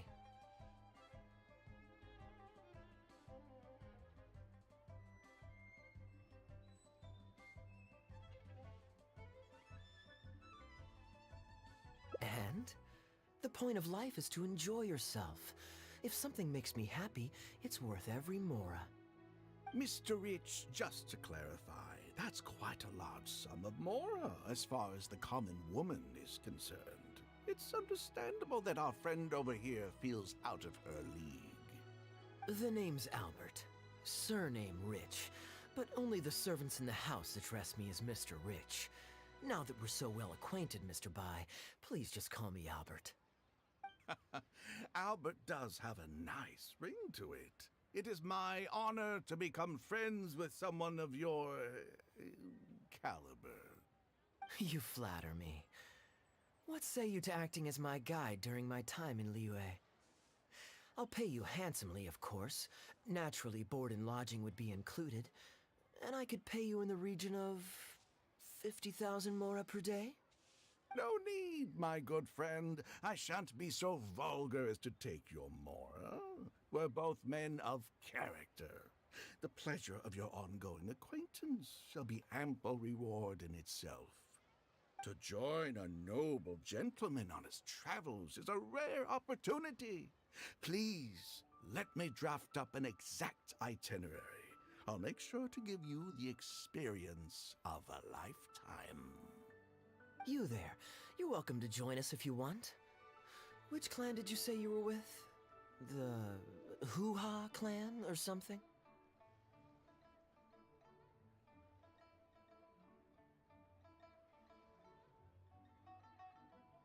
Goo-Ha, huh? Strange choice of name. Gotta say, I've been in Liyue for a while now. This is the first I'm hearing of them. I guess they're one of these obscure ones who keep to themselves. Yes, well, there are many martial arts clans and factions in Liyue. It's only natural that you haven't become acquainted with all of them. Ha, fair enough. Still, weird name. Bet they have some even weirder practices. Seriously though, what kind of skills do you guys train anyway? It's all for show, right? I saw some people performing a few tricks down at the wharf. Is it that kind of thing?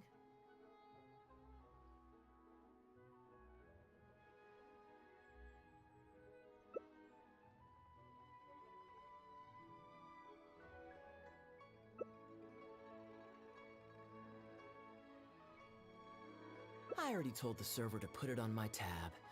Don't bother getting her to split the bill. It'll only complicate things.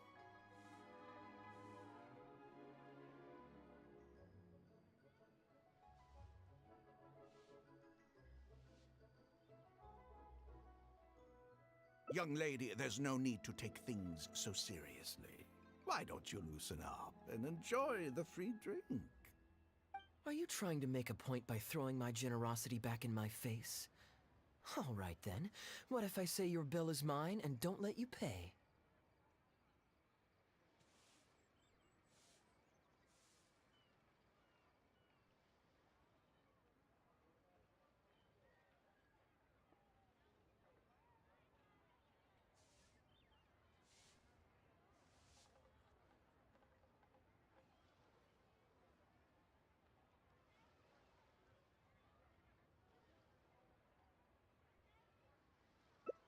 Please, my friends, let's not get so worked up.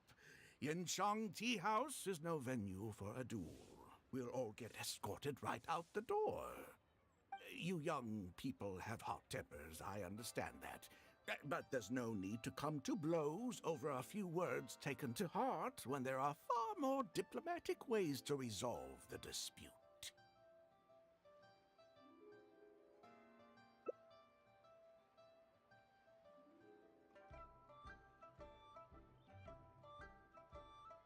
Did I hear that right? So you'll only pay for yourself if you win, but I'll get the check for the three of us if you lose. It's not that I care about the Mora. After all, I offered to pay for everyone's drinks in the first place. No, what I find truly absurd is your refusal to play fair. I demand that you also pay for three if you win.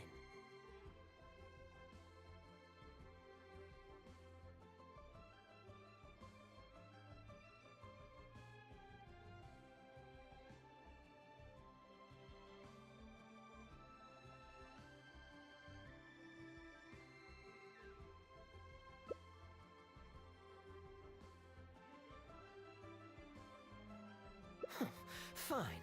You can have your apology if you win, but on one condition. We'll do the best of three, and the winner pays for the table. Well, as long as you're no longer raring to fight, peace begets wealth, as the elders used to say. Why do you join us, Mr. Bai? Let's entertain this gal for a sec. We don't want her to think you're stingy. But I wasn't even a part of your argument. What are you trying to say, Mr. Bai? Whose side are you on here? Of course, I'm on, And anyway, it's no big deal if you win. It's just a few cups of tea after all, so you can just take it from your fees as my guide. All right then. I suppose it's not all that different from the dice gambling games I used to play in my youth. If it's just for a few drinks, you can count me in. All right, now we're talking.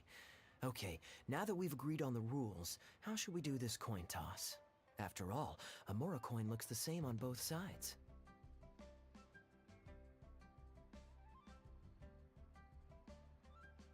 Well, that should be simple enough.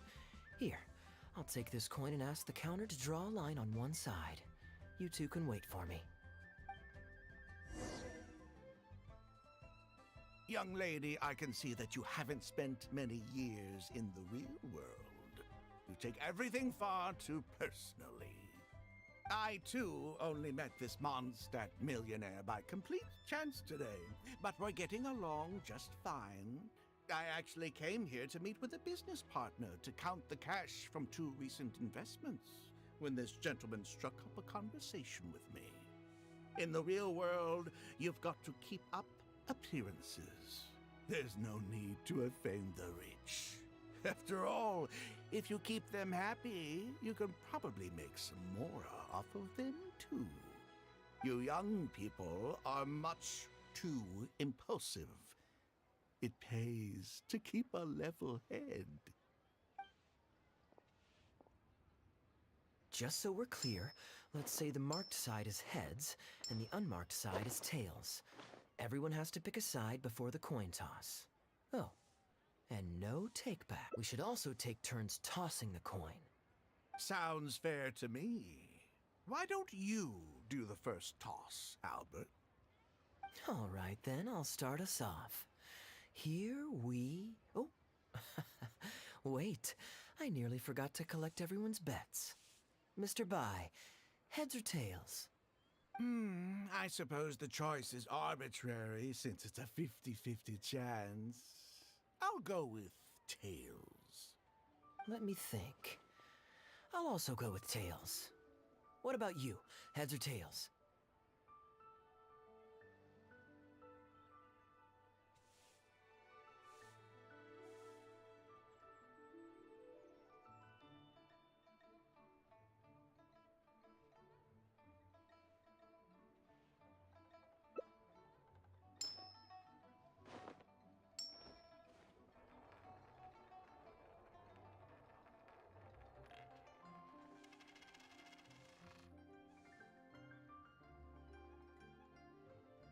Oh, darn, I won. Lucky me, I guess. I won as well. Guess there might be a formal apology in the cards after all.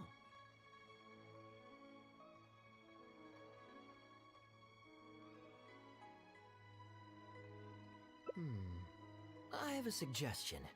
If one of us loses twice in a row, they should get knocked out while the other two carry on playing to decide the winner. Otherwise, with 3 of us playing, it'll start to get difficult to keep track of who's won the most times. I flipped the coin last time, so why don't you go next? I don't want you blaming my coin-tossing skills if you guess wrong this turn. Here. Now just wait a second, my dear friends. Please let me do the second toss. Oh? Anxious to take your turn, Mr. Bai? You are both young, and I've already seen your short tempers for myself.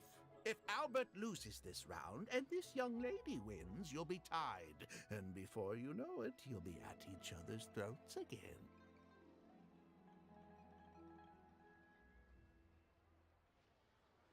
Well, that's not my only consideration, either. You two may be too young to know this, but I've been around the block a few times. What's to say this isn't a trick coin, In dice games, people use all sorts of methods to rig the game. Some even fit the dice with mechanisms that give them whichever result they want. If Albert wins the next round, and you, young lady, lose for the second time in a row, then the third round will just be a tiebreaker between him and me, and you won't get your apology to the Guhua clan. If that happens, only for you to then find out that the coin was rigged all along, you're sure to accuse me of working with Albert to scam you while mocking the Guhua clan. I can only imagine the kind of vengeful warpath that would put you on. A purely hypothetical scenario, of course, but one that I'm bringing up now to avoid any misunderstanding further down the road. Go on, give me the coin. I'll show you how to check if it's been rigged.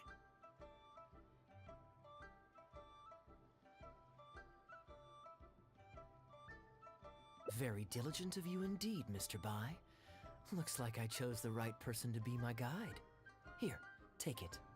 A rigged coin will always be a little heavier than a normal coin, you see. This one seems perfectly normal to me, however. But don't take it from me. Why don't you test it for yourself?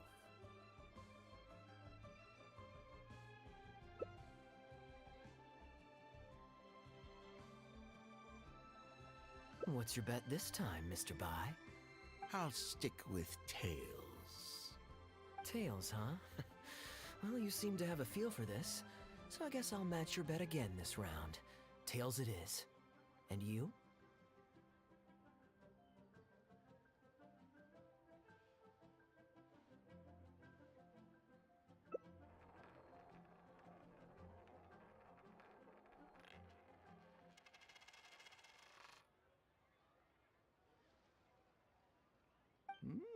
Well, my luck's still just about holding out. The 3 of us are now tied, so no one drops out. Certainly better than Albert and I going head-to-head in the final round. Well, here you go. What'll it be, Mr. Bai? It's a tough decision this time. That's what makes it fun, isn't it? Anyway, there's no need to stress. What's the cost of a few cups of tea compared to 50,000 I'll be paying you every day? You make a good point. All right, I'll take heads. Okay, and now it's my turn to guess.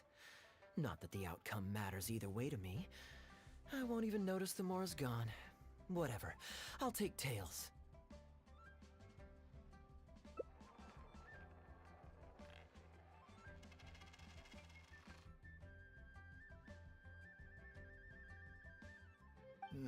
Why did it have to be heads? This whole thing started because you two got into a spat, and now I'm the one that has to foot the bill. What say you to another round? Sure, why not? I'm having fun. I can go for as many rounds as you want.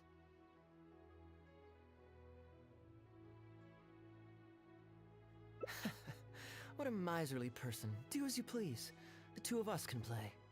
But Albert, all the fun of gambling is in the stakes involved.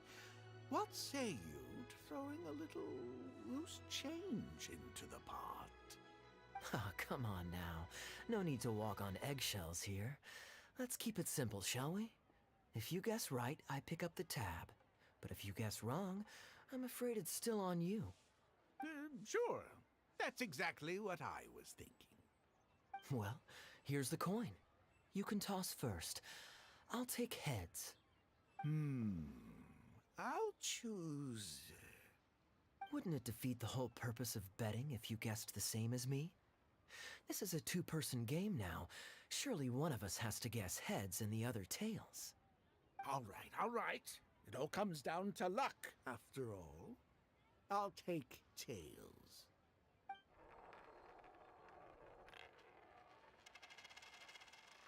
Ooh, looks like Rex Lapis has smiled upon me today after all.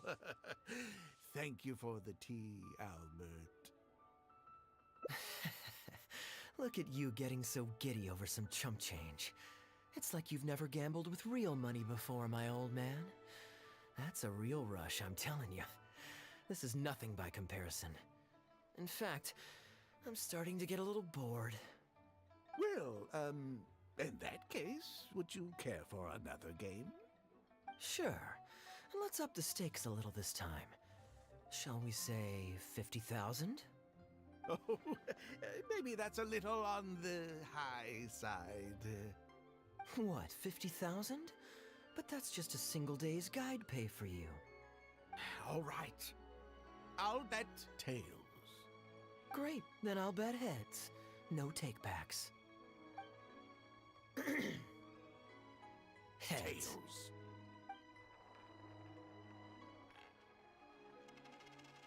Oh, how unfortunate. I shouldn't have gotten greedy. After all, in the long run, gambling is always a losing game. 50,000 more. My goodness. Albert, I'm terribly sorry, but as it happens, I forgot to bring my coin purse with me today. Could you perhaps take this 50,000 out of my guide fees? Call it an advance payment. That would make us even. Advance payment? Sorry, I'm afraid that's not my style. It'll have to be cash. This day just getting better and better. Well, so be it. 50,000. Let me see what cash I have on me. Just 50,000? That's not what we agreed on. Huh? What are you talking about? I think you'll find that our bet was for 50,000. No, it wasn't. The amount was 1 million. 1 million? Are you insane? Come on now, Albert. Be serious. 1 million here and 1 million there might be all fun and games to you rich types, but to ordinary folk like myself, this is no laughing matter. I'm being perfectly serious. I know what I said, and what I said was 1 million mora. You're lying through your teeth. Hey, young lady, you tell him. Did you hear him say 1 million at any point during our bet? Huh? What the? I'm not deaf, you know. I swear I heard 50,000. Wait. Oh, I see. You two are in this together. I never met either of you before today, and out of nowhere you suddenly roped me into betting over a coin toss. And now you're accusing me of owing you 1 million mora. Huh? Do you have any idea who you're trying to cheat? I know all the tricks in the book. I can't believe a couple of beginners like you managed to get this far. Well, don't you try to celebrate just yet. You amateurs have a lot to learn about the art of the con. Do you really think that nobody else will have heard all the commotion we just made? All I need is one witness, and this little scheme of yours falls apart. Frauds! Frauds, I say! These two kids are trying to scam me out of my hard-earned mora! Hostess! Oh, hostess, come quickly! How pathetic. What is going on here? If you can't abide by our rules, you're not welcome at Yenshang Tea House. I don't care what the issue is. You don't get to make a racket like that in here. Halberd! Fang! Wait, don't throw me out! These two con artists are trying to steal my mora. You can't let them get away with it. Well, let's take this somewhere else. I don't want any of you disturbing the other guests.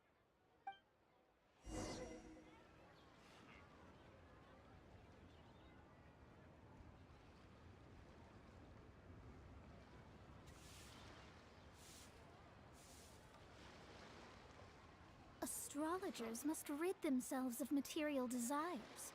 Only by ridding oneself of clutter can one see the true world around them.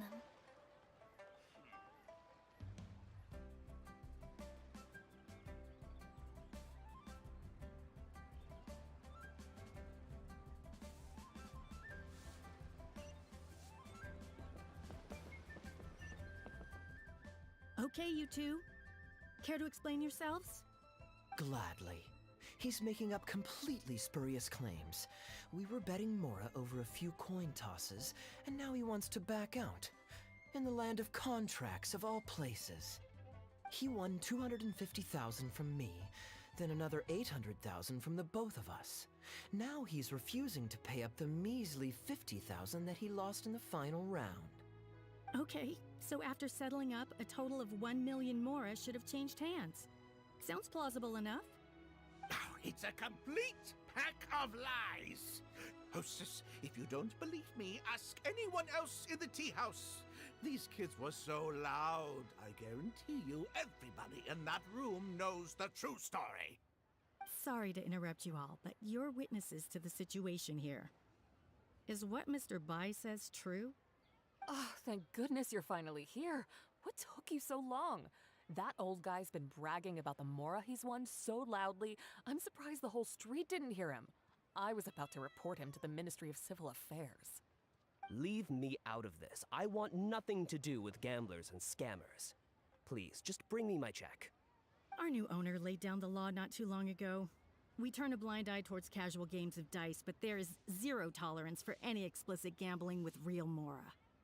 Return any winnings to the party you took them from, and we'll say that none of this ever happened. Otherwise, I'll have to bring in the millilith. And I can assure you that they take a more hard line on this kind of thing than we do. Why should I have to give them any mora?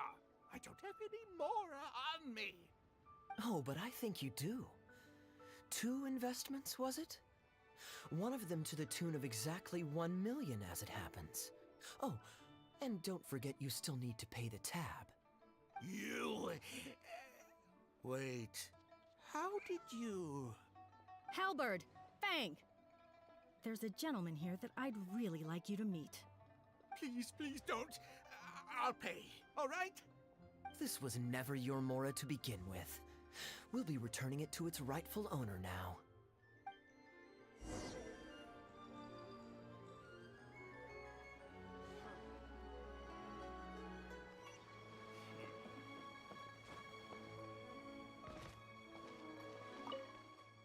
What did you think, Captain Wu? Could you hear clearly from your corner on the 2nd floor? Yes, everything. I can't thank you two enough. Wu, This was your doing, wasn't it? You and this monster planned the whole thing. Along with that blonde one. And all the customers on that floor were in on it too, weren't they?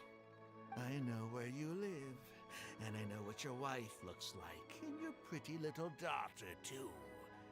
You crossed the wrong man today. Who'd be scared of a crook like you? I'll take you on any day of the week. Well, let's see how long that false bravado of yours will last. Oh, look at that. He figured it out. Guess he's not as dumb as we thought. Don't you two get cocky either. Just you wait. I will hunt you down. My apologies for having to leave this question until you'd vacated the premises. But I couldn't have things escalate inside the tea house. I hope you can understand our position. I noticed that all the guests on the second floor were present before you took your seats, then left almost immediately after you did. Would I be correct in saying you were looking to set this man up? Wait, so you saw through it right away? Under normal circumstances, we would never tolerate a scheme like this taking place on our grounds, as it risks damaging our owner's reputation. However, I understand that our owner holds the traveler in high regard and must have good reasons for their actions. Still, I would appreciate an explanation, if only so that I can answer to the owner. Ah, as I thought. When you're operating on someone else's turf, you run the risk of clashing with the master of the house. Thankfully, we considered that possibility before going ahead with our plan. Over to you, brave hero. You're the one with the connections in Liyue. It's your time to shine.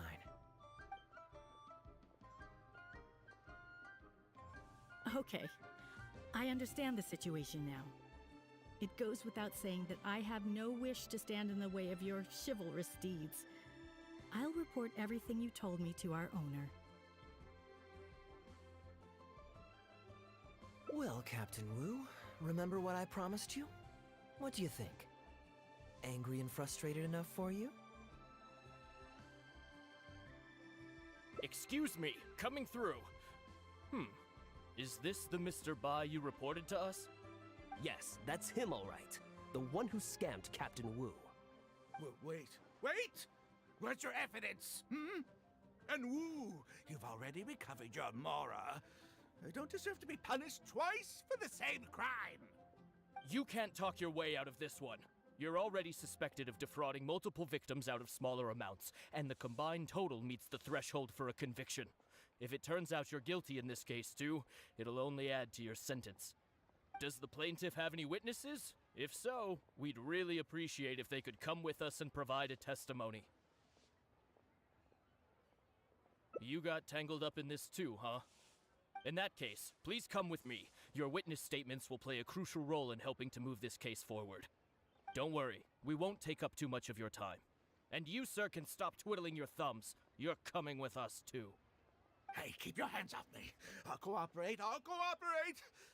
Stop manhandling me.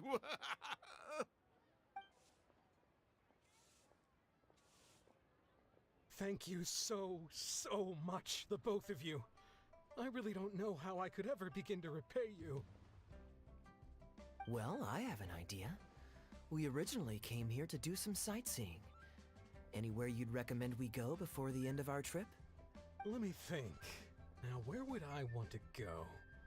Hey, are either of you interested in a fishing trip? Sounds fun to me. Let's go.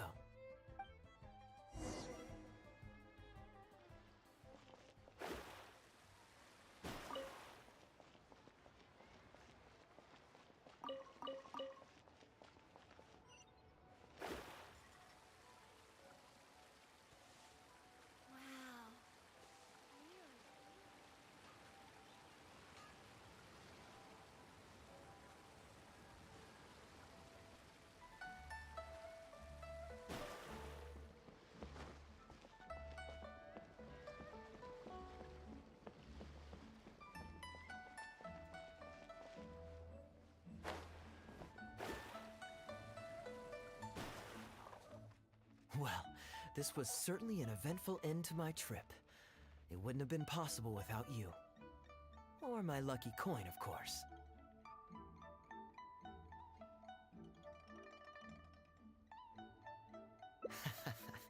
Wouldn't be much of a lucky coin if it had. Besides, I already taught you how to become attuned to it.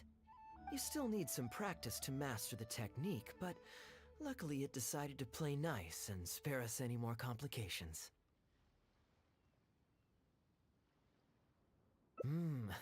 A better question to ask might be, what do I do to make this coin happy to work with me and show me whichever side I wish?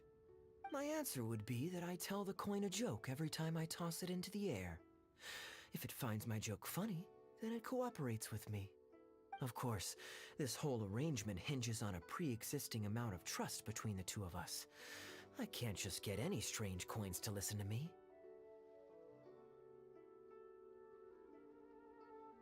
Yeah, I was a little surprised when he unwittingly called out our trick coin, but it didn't matter. A good gambler always keeps their options open. You have to have a contingency plan for when the odds are against you. So when I went to the counter, I marked a regular coin as well as my trick one. That safely avoided any risk of him finding out about the trick coin. But it also meant that we wouldn't be able to control the result of that round. But hey, what does it matter? The fact that he made things a little more challenging only made it all the more exciting to watch him slowly but surely fall into our trap. Especially listening to him warn us about the possibility of a rigged coin right as we were scamming him. That was my favorite part. As long as I chose the same bet as him, and you bet the opposite to me, it was always going to end up with him paying. Unless, of course, he'd had some other tricks up his sleeve that we hadn't thought of. Then things would have gotten really interesting. You two are genuinely the smartest people I've ever met. I'm no intellectual, so I would never have been able to come up with a plan like this. Even when you described it to me, I only understood parts of it.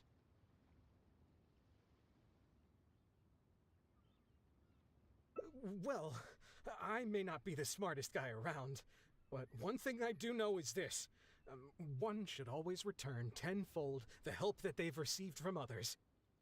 We were just ordinary acquaintances.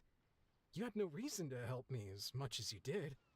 If there's anything I can ever do for you in the future, anything at all, please let me know. You can always count on me. I guarantee it. No? You seem agitated. Are you worried about owing me yet another favor? There are two kinds of people who owe me favors. One is my friends, and the other my informants. My informants have to fulfill whatever requests I make of them, no questions asked. The question is, which kind of person do you want to be? And you're torn again. Too afraid to ask to be my friend, but also daunted by the dangers inherent in becoming my informant. Well, it's okay, because I just thought of a fun and easy way to get us out of this impasse. Let's do a coin toss. This is the regular coin I prepared for the contingency plan when I was borrowing a pen from the bar. Not the lucky one that does what I tell it to. If it's heads, we're friends. But if it's tails, you're at my beck and call. May the Lord of Geo decide. So, was it heads or tails? What do you think? What does your heart tell you? I understand now. You have my most sincere gratitude. No, that's a little too formal. What I'm trying to say is, here, your fishing rods, my friends.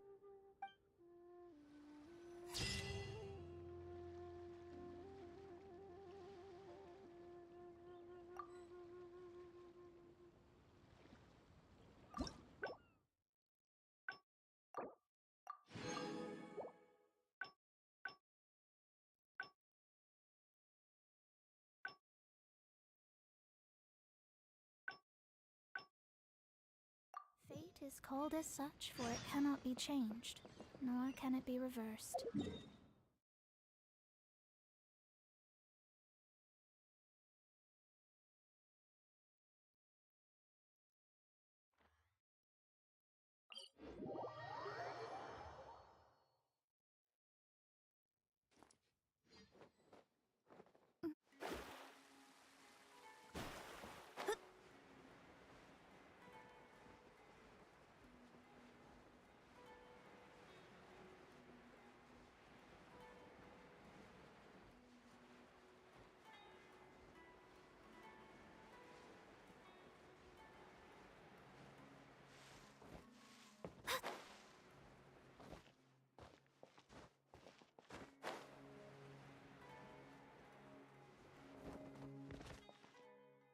You're always so busy.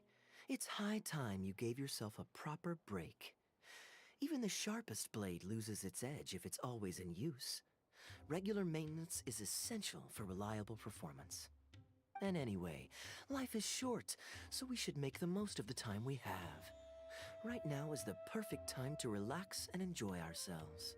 And who knows how many other chances we'll get. So come on, what do you say?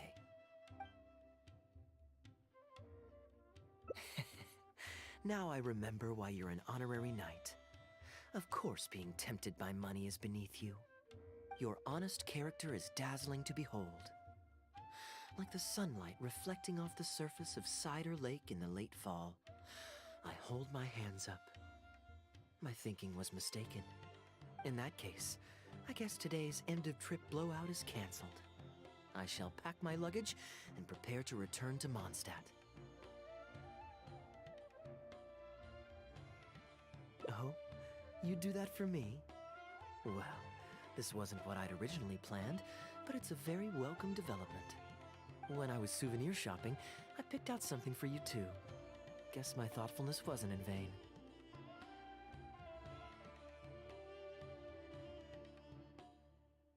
Let's keep that a secret for now. Not because I want to keep you guessing. It's just that I didn't think I'd run into you here. All my gifts are back at the inn. I want you to find out for yourself when you open it. The surprise is what gift giving is all about, is it not? Then it's settled. We'll leave together shortly.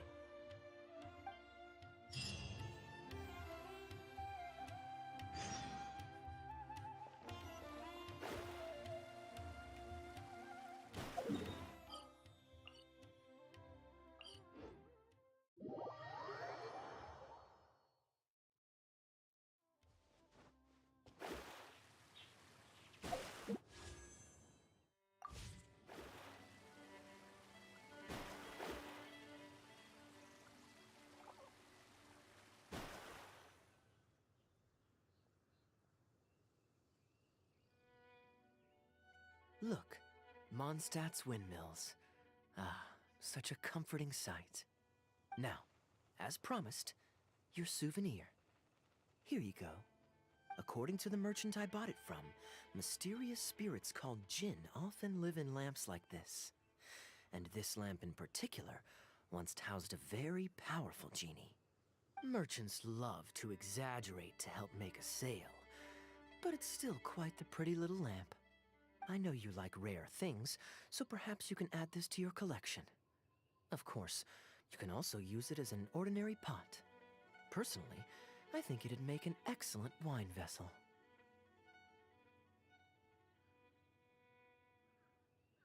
You're welcome. I'm glad you like it. I'm ready to head into the city now. You're free to join me, or you can make your own schedule. I could give everyone their souvenirs first, but I'm not sure whether I'm in the mood for running around and visiting people right after the long journey. Maybe I'll take a breather first. But I know I'll only get bored sitting in my room alone. Do you have any suggestions?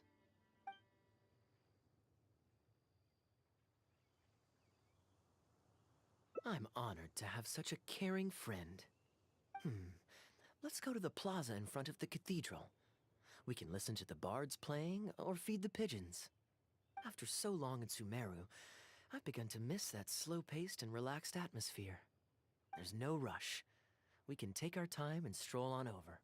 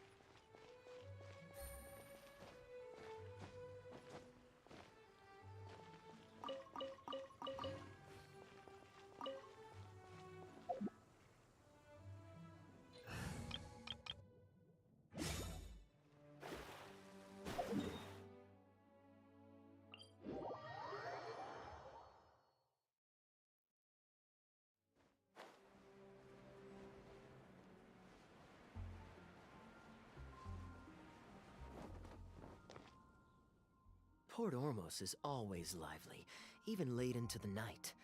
People there go to bed much later than I imagined. Quite a stark contrast with Mondstadt.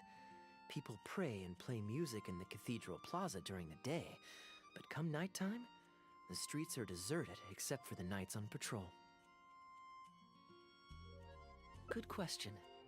Life in Sumeru is never dull. Last time I was out drinking on the street at night, some passing mercenaries invited me to dance. Although, I did learn later that that kind of thing is highly unusual even there. They must have been in a very good mood that night. They taught me a lot of songs that they usually sing during feasts. It really was a fun night. But be that as it may, I think I'm more suited to the free and easy life in Mondstadt. Simple, honest folks like me, we don't need much to be content.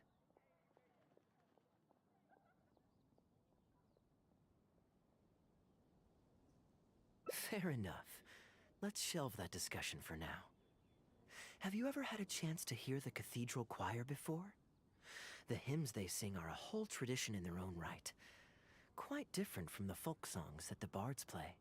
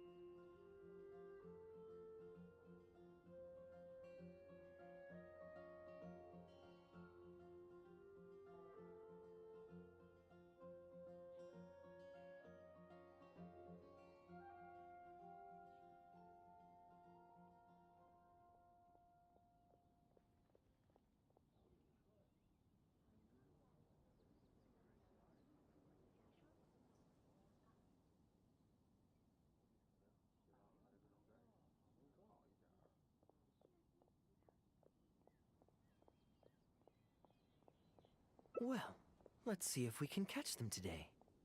Sister Grace is right there, so we can ask her about the choir's schedule.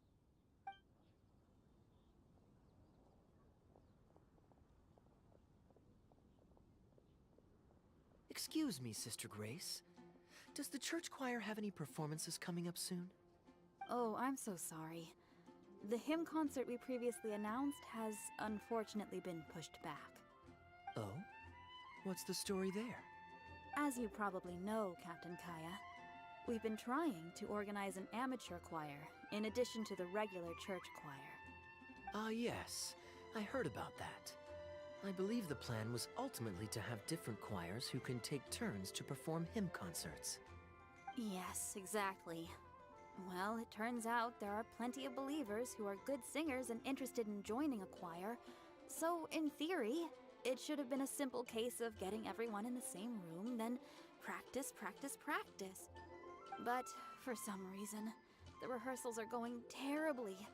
I don't understand it. Everyone in the choir has a basic level of musical literacy, but they sound awful together. It's like everyone's trying to do their own thing. There's no group harmony. Oh, maybe I'm just not musically gifted enough to give them the guidance they need. Captain Kaya, I know you like listening to hymns. How good is your understanding of vocal music? Me? Music is far from my forte. But if you need some help, then don't worry. I know an expert who's more than up to the task. Thank you so much, Captain Kaya. Having some expert guidance will definitely be a great help. I'm sure you've figured out who this expert is already. He has the best singing voice of any poet in Mondstadt, and understands poetry better than any other singer. Plus, he's exceptionally easy to find. 9 out of 10 times, he's in the tavern.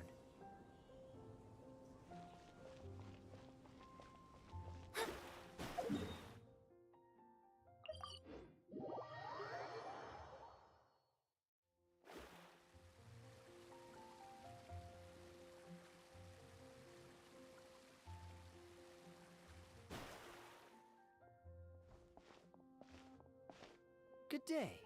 Drinking alone? I hope you don't mind us joining you. Hello, hello! Please, take a seat. We're all friends here. Patton, 1 moonlit alley and an apple cider.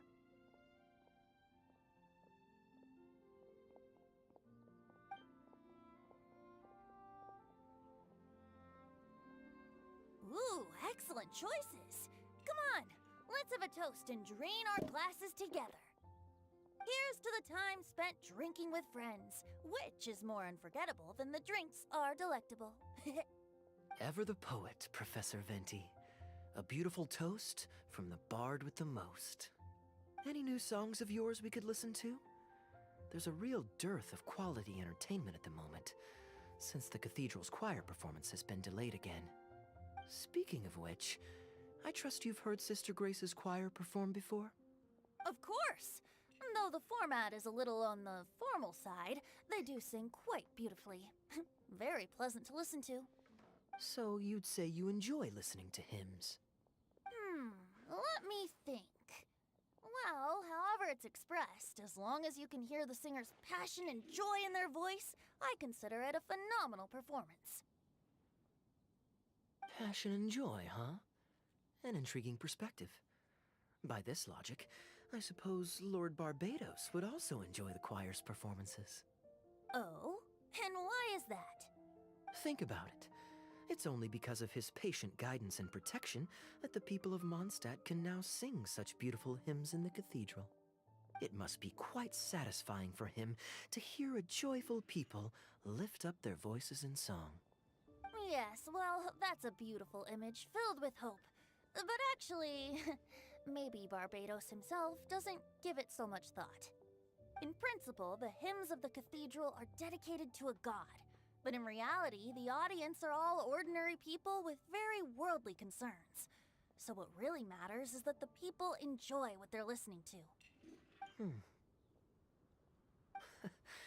If Sister Grace was able to see things that way, perhaps she wouldn't feel so distressed. Huh? Distressed? About what? Ugh, she might be asking a bit too much. To be honest, if they have a natural talent for music, they should just be allowed to sing whatever they want. It'll all sound good. I'm pretty sure the first people to sing songs to the Animal Archon weren't all singing the same tune. Besides, he is the god of freedom. Surely he'd prefer to hear Mondstadters sing their hearts out however comes naturally to them. Well, to each their own, I say. But Sister Grace seems quite bothered by the whole thing. If only a kind soul with a deep understanding of poetry and music could help her. Patton? More drinks? Uh-oh. I only brought enough money for 1 bottle today. I'll have to pass.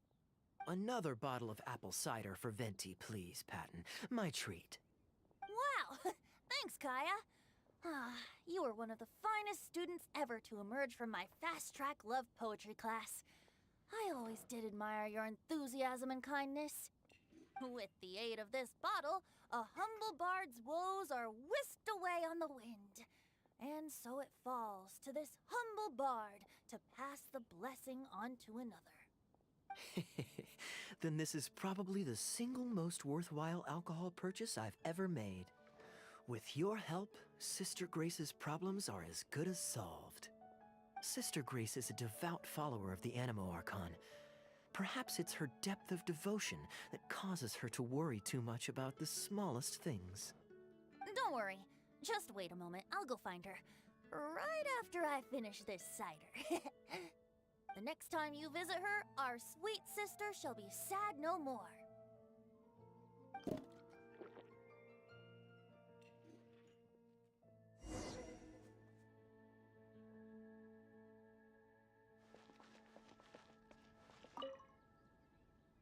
Kaya is a wily character, but free wine is always the most delicious. It's fine. I mean, the church's choral hymns aren't exactly my strong suit, what with all the finicky formalities and so on. But as long as there is love for music in the air, I'm sure I'll be able to help. Hey, if I'm happy and Sister Grace is happy and the audience is happy, that's a great thing, isn't it?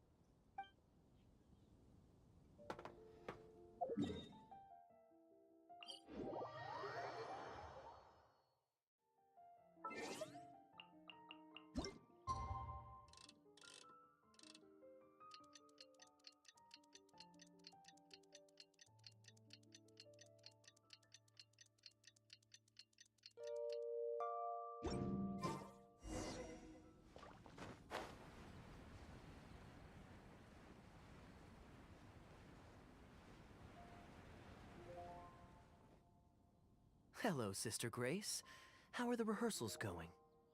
Captain Kaya, your bard friend has a few suggestions that are somewhat fanciful in nature. Fanciful in the sense of not worth adopting? Is that what you mean?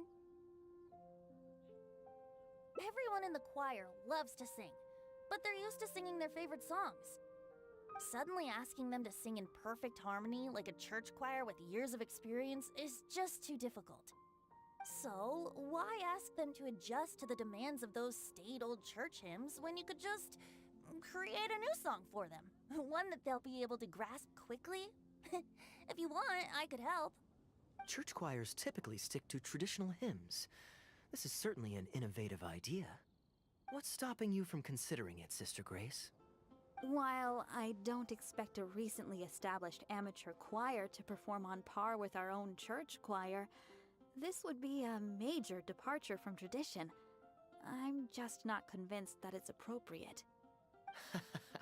Is the Church of Favonius really such a stickler for tradition? Giving believers the chance to express themselves freely seems like it would be a very positive thing. So Venti, do you think the Animo Archon would like to hear a new melody? Of course! This was the wish of the people when New Mondstadt was first founded. Okay, well let's see what our other friend thinks. Traveler, what are your thoughts?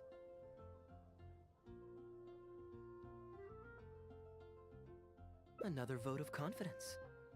Maybe there's hope for this idea yet. Maybe it's just a generational thing, but... well, it's not a completely unreasonable idea. I suppose it can't hurt to try. Looks like we're all in favor then, so let's start preparing. Sister Grace, could we trouble you to inform the choir members? Of course. I'll tell them now, and then we'll give this a try. Should we find some people to help us compose the lyrics? If this is to be a new song of the people, then the more fresh ideas we have, the better. Good idea. Let's split up and find some contributors, Traveler. Let me think. Since we're composing a song, we should try and recruit at least one person who understands music. Aha, I know. Sister Grace, how would you feel about us asking Sister Barbara to provide her input? Given that the idea is to write a song dedicated to Lord Barbados, I'm sure Sister Barbara would be very willing. Perfect. Traveler, why don't you head into the cathedral and invite Sister Barbara to join us? I'll look for another friend who's interested in helping us.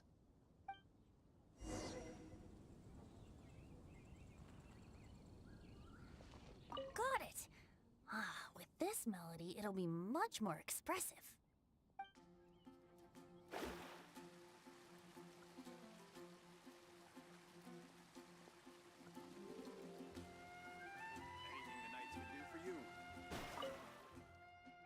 Let the wind lead. Traveler, it's been a long time since I last saw you in the cathedral. Fortunately, I have some time to spare at the moment. What is it? Oh, I see! What an interesting idea. The hymns we know today have been passed down to us through the ages. Very few people would ever think to create a new one. But as long as we put our hearts into it and write with reverence and devotion, perhaps our new song can become part of the tradition that is passed on and bring joy to future generations. I never imagined that the bard would come up with such an amazing suggestion. I'd really love to be a part of this.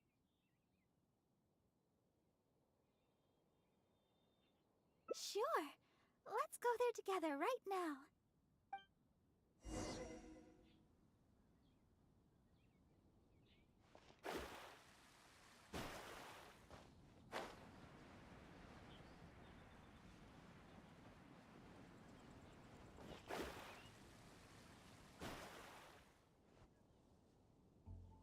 Ah, you're here.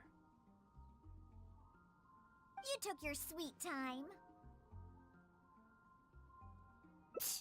I've seen Kaya play Genius Invocation TCG, making up a bunch of baloney to distract his opponents. He's a trickster, plain and simple. So now, I gotta check with you guys to see if what he's saying is true. Can we really write about anything we want in this song? Even the evils of Mondstadt's wine industry? And is the choir really gonna perform it publicly? So everyone on the streets will hear it?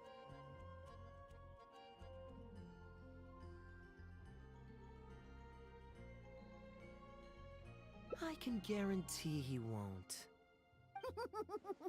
Then I want to write this. All booze hounds will be punished harshly by Lord Barbados.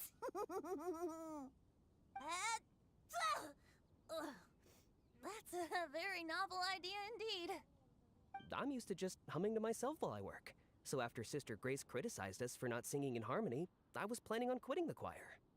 I never thought we'd be able to just sing what we wanted. What a relief. Plus, we get to write a song with Sister Barbara. I'm so honored. Thank you, everyone. Why don't we start by picking a theme for this song? I agree. Traditionally speaking, the theme should be Praise be to the gentle and loving Lord Barbados. I expect that Professor Venti might feel that topic is overdone and lacks originality, and that it may not be to Lord Barbados's liking. That's Kaya for you. Got it in one. I'd suggest that everyone start by thinking of the little things in life that bring you joy. Ooh, well then can I praise the perfect fish head soup my mom cooked last night? Of course you can. I think I'd like to rejoice in the precious days spent together with family. Let us praise Mondstadt, the city that allows us to sing freely. See? Already we have lots of wonderful ideas. Let's write them down, and then Kaya can... Kaya?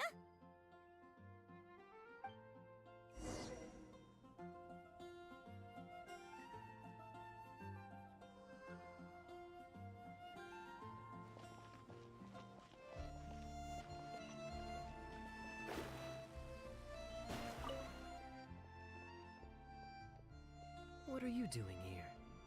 Didn't want to participate in the discussions? I just wanted to take you to hear a performance, but that obviously didn't happen thanks to the problems with the choir rehearsals. The rehearsals are now back on track, so I've done my part. If I stay here any longer, I'll probably get roped into singing with them. I'd rather it didn't come to that. My songwriting abilities are limited.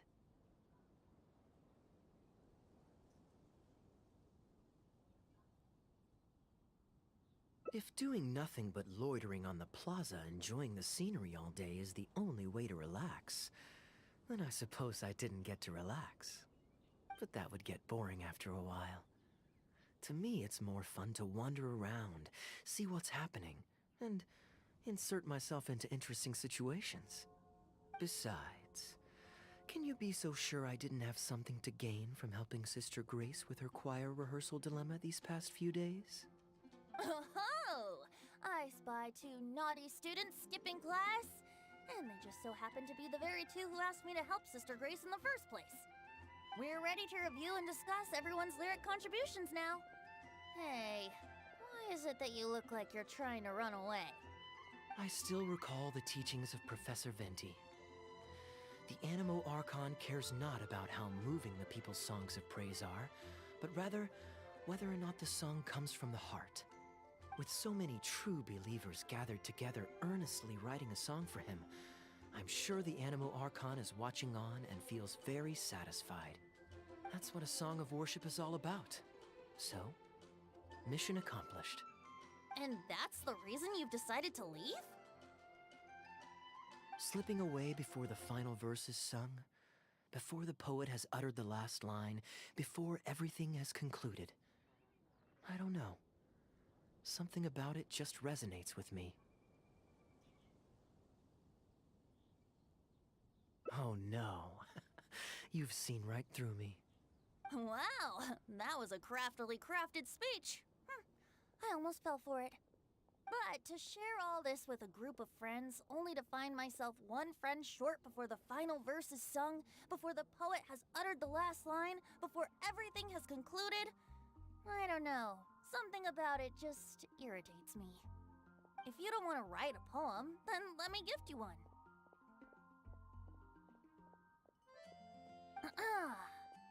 Abandoned to whatever fortune the cruel waters bring, bereft of control, directionless I swing. The swift currents surge, and onward I urge, through the snow and frost that fall and winter bring. Majestic waves cresting, surf roaring its tail, none but the ocean to hear as I sing. The stars in my eyes as I chart toward the horizon, that into one day from the endless dome of night I shall spring. If you are a chaser of freedom, the Animo Archon will bless you. So why not let those feelings out and sing with everyone? A boat that has come unmoored will not get lost in the night, but sail towards the dawn. A beautiful image. Of course, you don't have to believe in it, but the winds of Mondstadt will guide every lost ship back to safe harbor. Well, after a fine poem like that, it would be plain rude of me not to rejoin you. Let's head back together. You 2 of all people have to be there for the grand finale.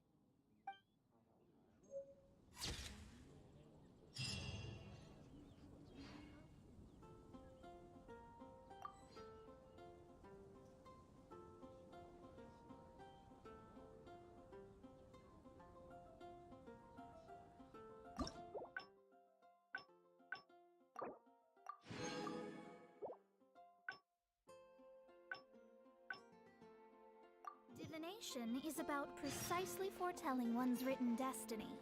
Over-embellishing that fate only leads to misconception.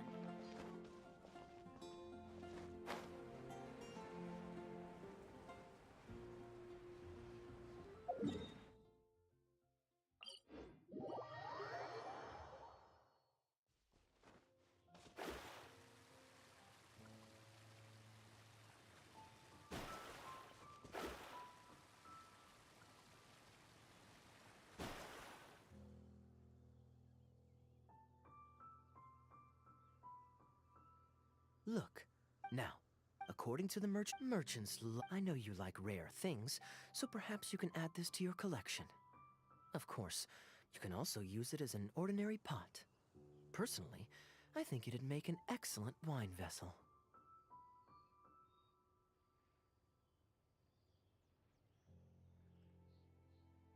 You're welcome. I'm glad you like it.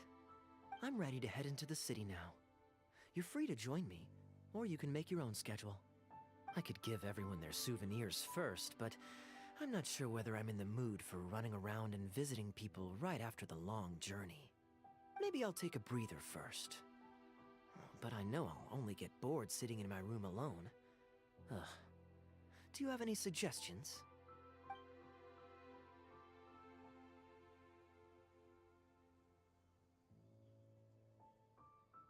Yes, I suppose.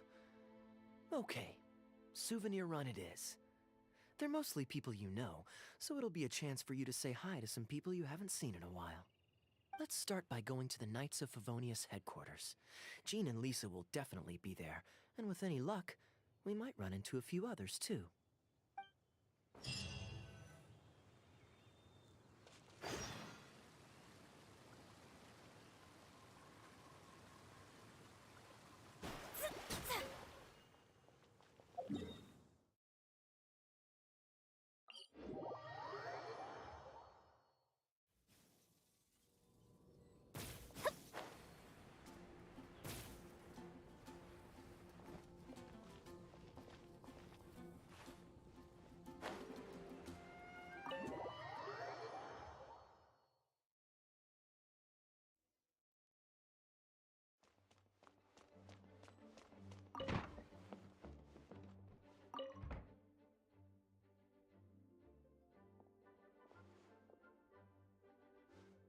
Hey, you two busy?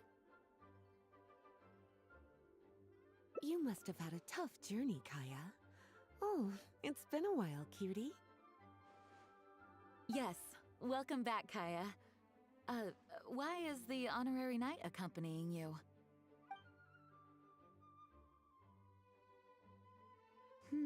I understand.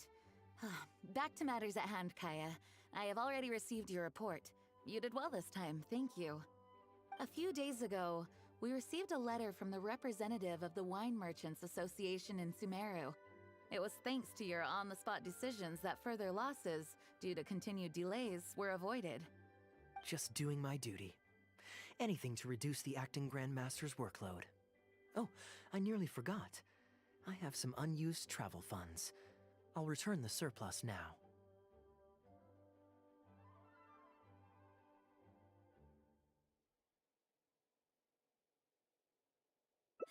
Given the suddenness of the situation and the difficulty in resolving it, I authorized a greater than normal disbursement in case of unforeseen circumstances. But I didn't think there would be this much left over. Thank you, Kaya. Just doing the right thing. But I'm not actually here for a post-trip debrief. I brought some souvenirs back for everyone. Souvenirs from Sumeru?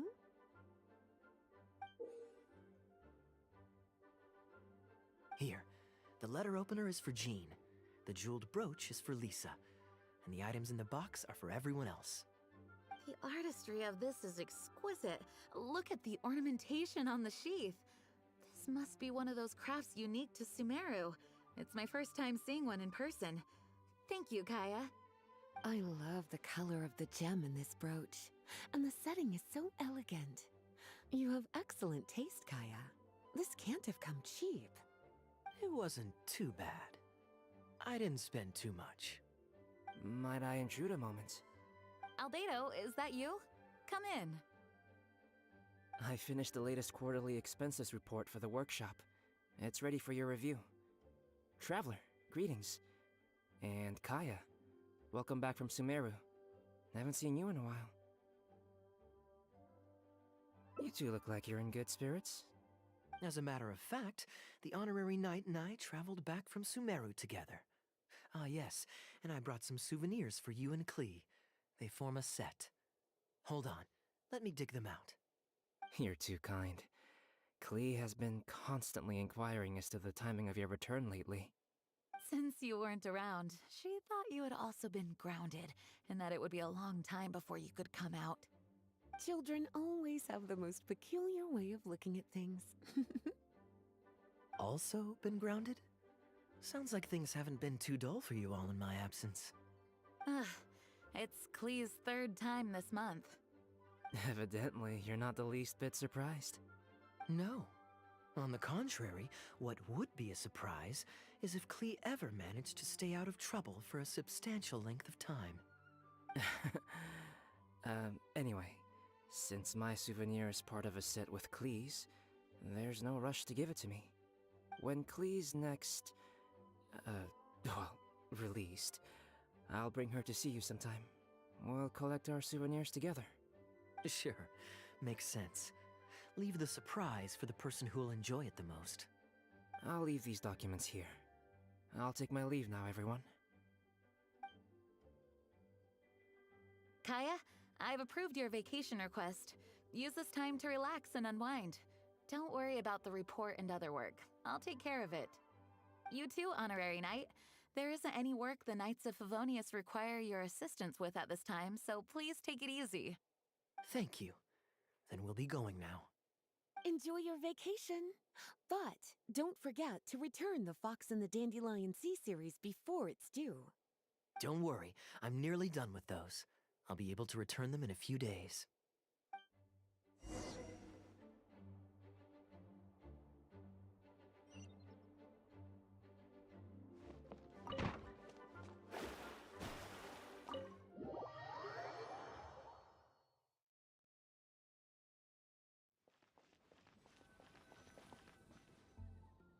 I'm surprised Klee still hasn't escaped. I taught her a few tricks just before I left. Kids will always have their moments of mischief, but to be able to grow up without a worry or care in the world is something truly precious. Well, now that all the gifts for the Knights of Favonius are with Jean, next up is... Ooh, how about we visit the Dawn Winery under the pretext of delivering souvenirs and try to score some free wine? It's been a long time since I last saw everyone there. Plus, it'll be the perfect time to treat you to some of their newest brews. D-Luke should be there tomorrow since he has business to deal with. But then there's nothing scheduled for the day after tomorrow, so perhaps it'll be easier to get free wine then. What do you think? When should we go? That works. Then I guess we'll see D-Luke. Let's meet at the front entrance of the Dawn Winery tomorrow.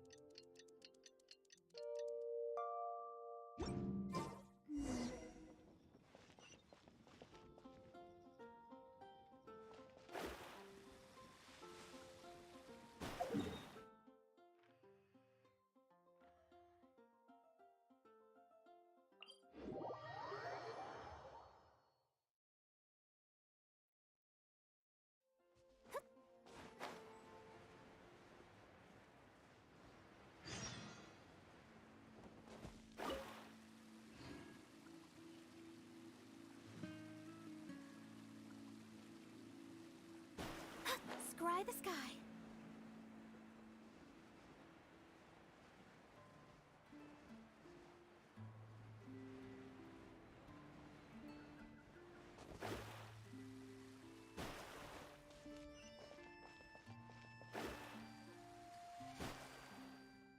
You made it. Come on, let's go inside. Brace yourself for some sour grapes.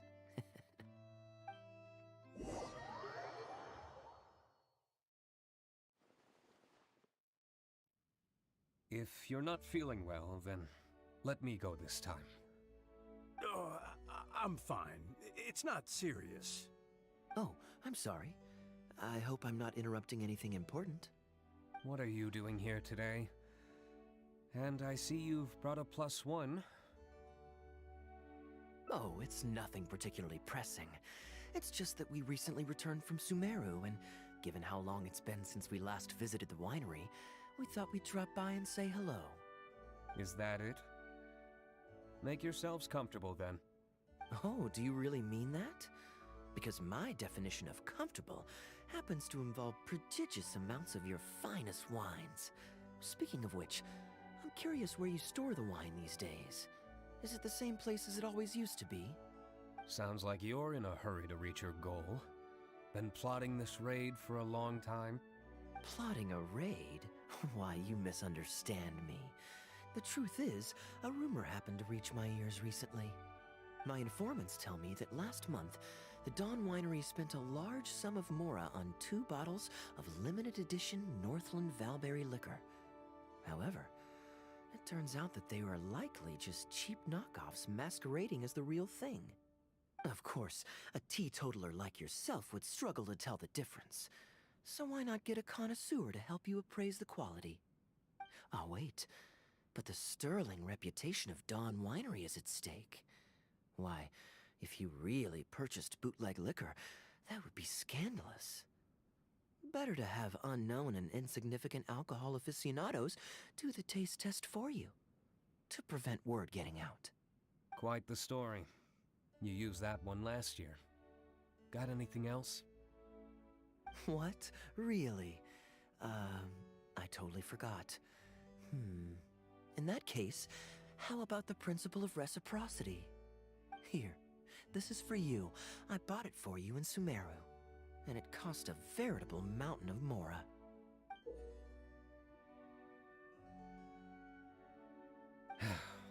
Thanks. Put it on the table. That's it? No comment whatsoever? You want a comment? Okay then. This thing is very in line with your unique aesthetic tastes. Much like that vase over there. Elzer, fetch a bottle of this year's newest batch from the warehouse, or else someone will keep blathering on with endless excuses. One moment, Master Kaya. I shall fetch it immediately. What's wrong, Elzer? Are you okay? My throat is a bit raspy is all. It got better after I began taking medicine, but recently it flared up again. Other than a bit of difficulty breathing now and then, it's nothing to be concerned about. Many illnesses are caused by overwork. If you don't get enough rest, medicine alone won't solve the problem. Surely you should have long since handed over the work of the winery to Diluc by now. You can't keep being Diluc's butler. He's becoming a louse. Actually, most of the time he... Take some time off, Elzer. Don't put it off any longer. I'll handle the guild matters. It's important to take care of your health. You have to take it seriously. And, cavalry captain, you would do well to remember that brevity is the soul of wit. Master Diluc, Master Kaya, thank you both. Then I'll take my leave and rest for a few days. Enjoy your vacation. Though, before you officially clock out, let me head out the door with you. We can grab a few bottles on the way.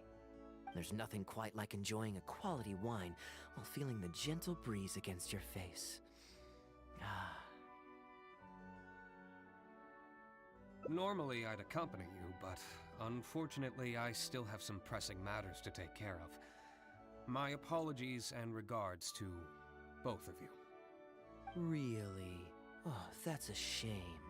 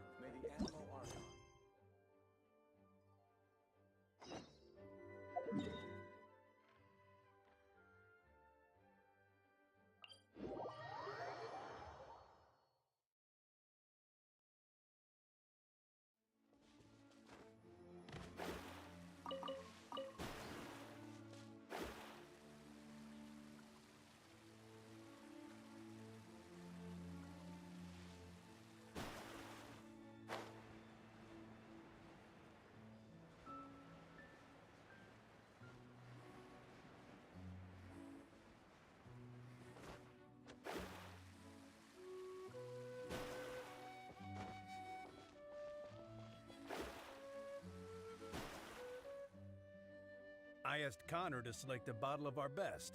He'll bring it by shortly. You asked Connor? He hasn't seen you in a while. He's just happy to be able to do this for you. Considerate as ever. Ah, Elzer, I also brought you a gift. Here, this belt buckle's for you. Such artistry.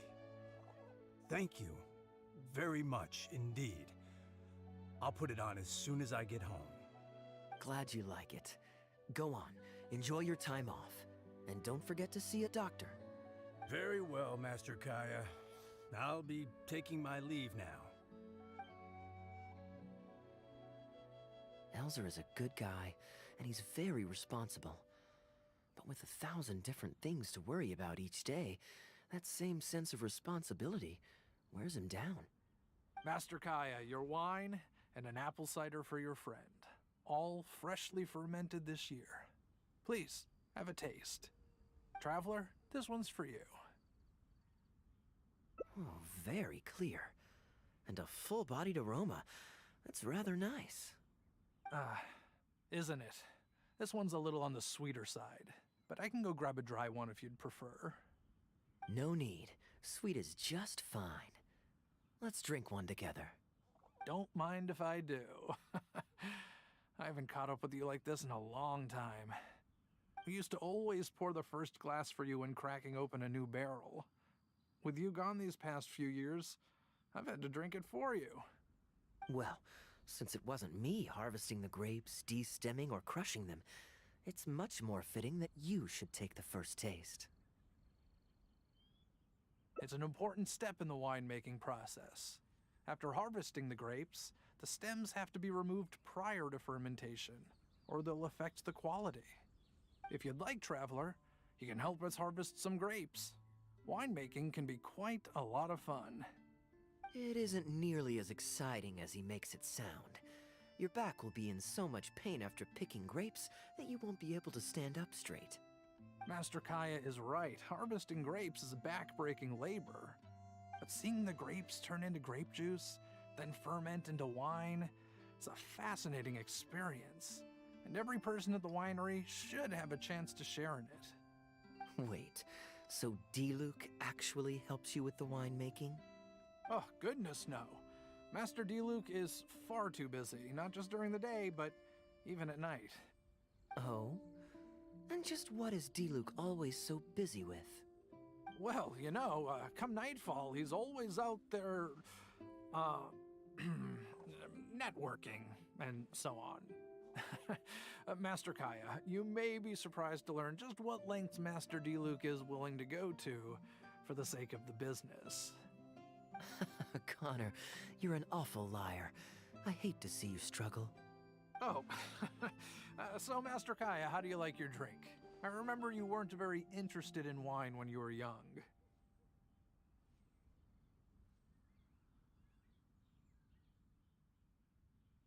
That was because the adults said children weren't allowed even a drop.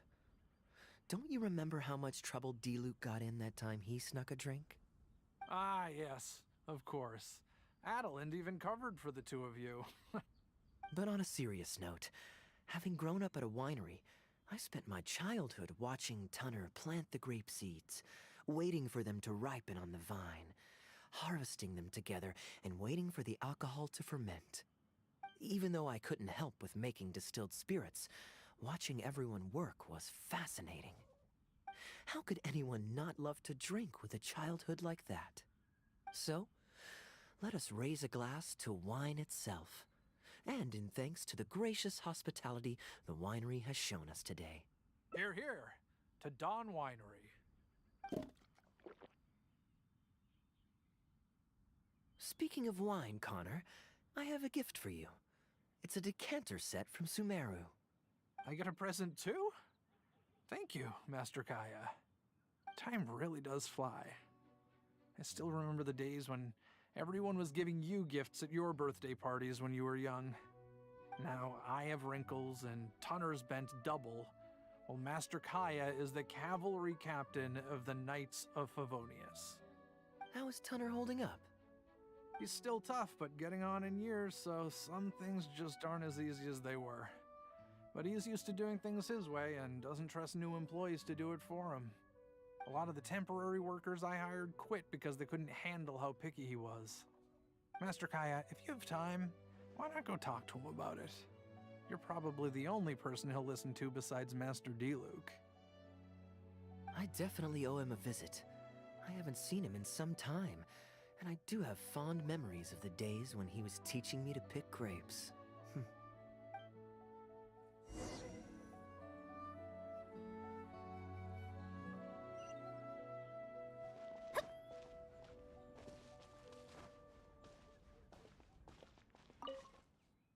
Busy day today, Tunner? Oh, Master Kaya, you're back. No, I'm not at all busy. I just spend my hours watching the grapes growing on the vine.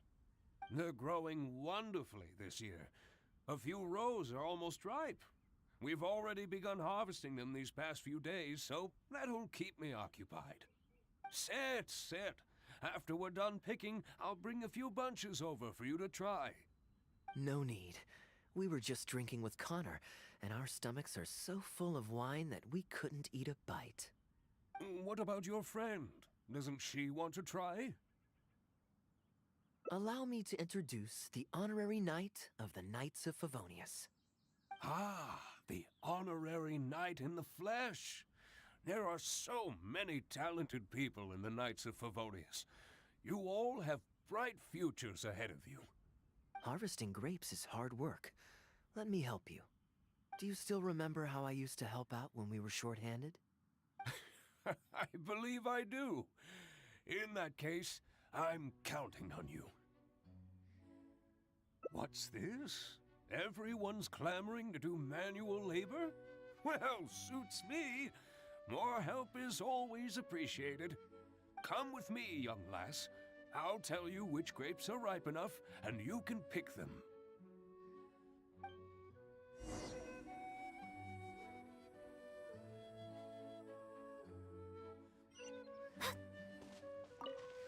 Ooh, you have nimble hands, lassie. Master Kaya wasn't nearly so careful when he was young. He mangled so many his first time. What a waste. Fortunately, the young master has a good head on his shoulders. Didn't take long for him to get up to speed. And now he's turned into such an outstanding young man. Polite and kind. If I had a son as exceptional as Kaya, oh, I would be the happiest man in Mondstadt.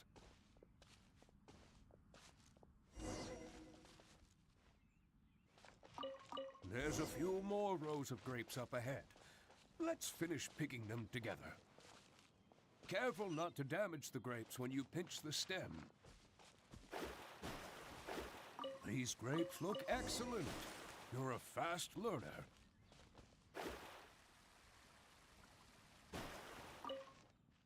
I'll take them. Good job. Master Kaya left the winery and moved to Mondstadt. Just like my own son, Guy. He left home to join the Knights of Favonius, too. I don't know him like Miss Adeline or Master D-Luke do, but I know that no matter how old your child gets, they always need a home they can come back to. And without family by your side, you at least need the companionship of friends. I've been working here for decades and watched him grow up with my own two eyes. Sometimes I get the sense that there is something bothering him. Something deep-rooted. But he guards his secrets closely. Or perhaps he just doesn't want to involve us. After all, I doubt that we could help him. I can see that you have a good relationship with Master Kaya.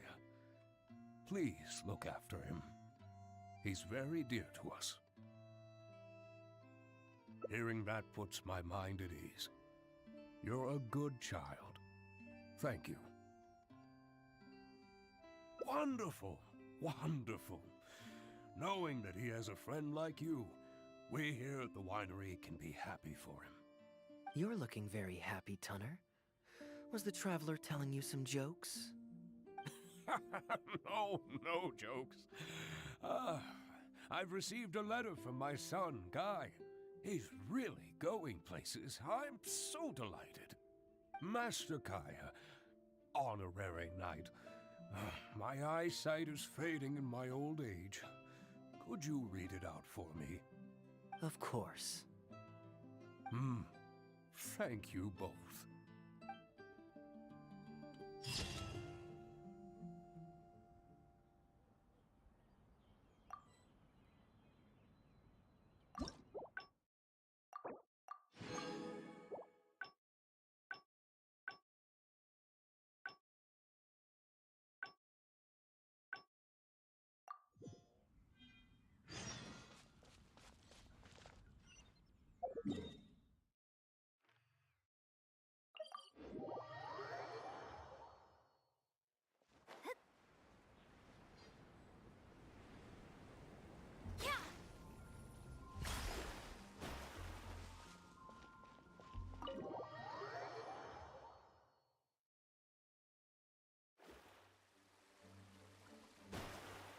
When is Kaya coming back? He still hasn't read me the 10th and 11th stories from The Fox and the Dandelion Thief.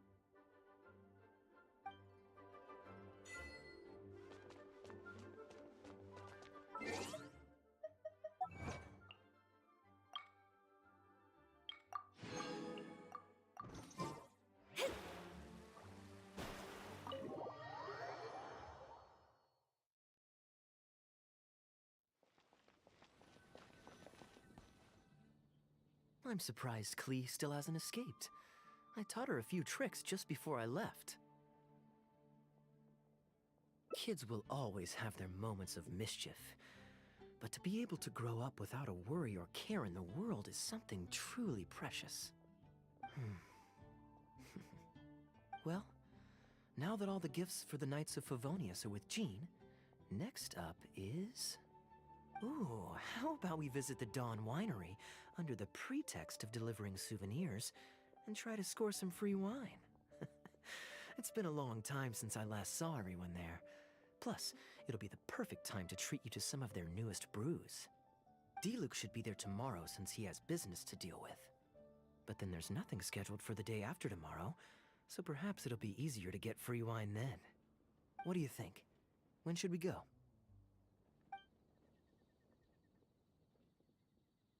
Great, then it's settled. Let's meet the day after tomorrow at the front entrance of the Dawn Winery.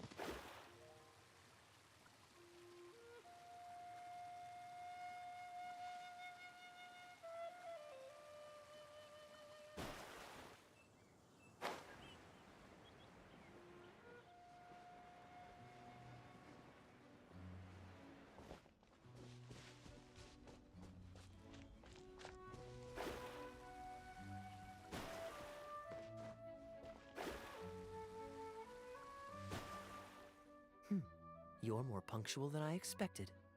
Let's head inside.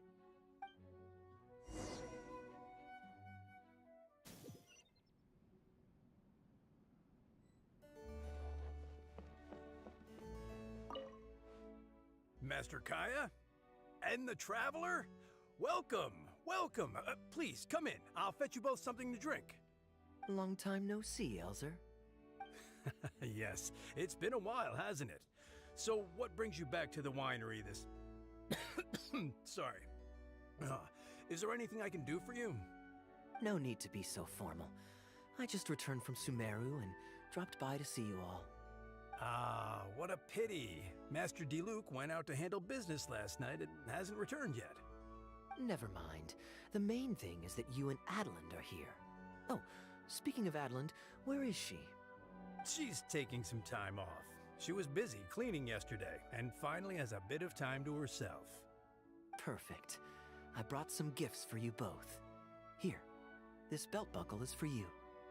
My goodness, it's exquisite. Thank you, Master Kaya. I'll treasure it. Would you like anything to drink? We recently finished making a new batch of dandelion wine. Well, what perfect timing. I was just wondering how this year's batch was coming along. Let me fetch a barrel and have someone deliver it to the Knights of Favonius headquarters for you. Oh, I won't be needing an entire barrel. A couple of bottles will be more than sufficient. Else Diluc might say I came here to beg. Oh, Master Diluc might grumble, but he doesn't mean it. Anyway, let me fix you both a drink. Much obliged. Then I'll have a glass of dandelion wine and a glass of cider lake for her, if you please. The name is not that literal. It is a drink with virtually no alcoholic content, as Master Kai will be aware. I'll prepare them now. Please, wait a moment. Strictly speaking, that's not entirely true. Cider Lake does have a tiny amount of alcohol in it. Please, enjoy.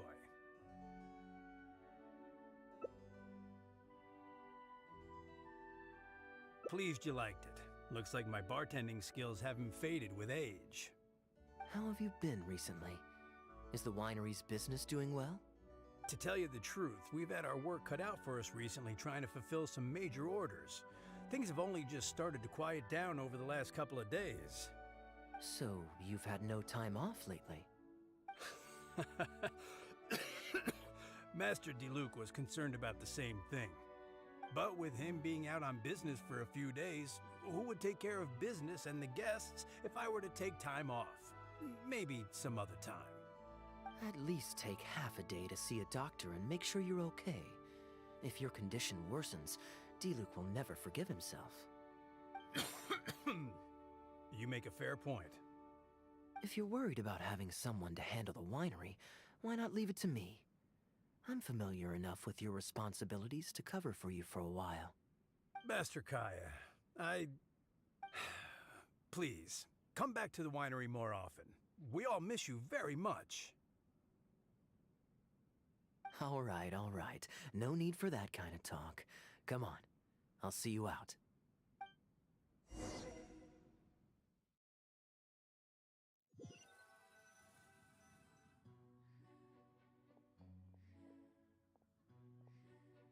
While I'm resting, I shall leave Dawn Winery in your hands. Don't worry, I'm not going anywhere. Rest easy, and go see the doctor. Such great weather today.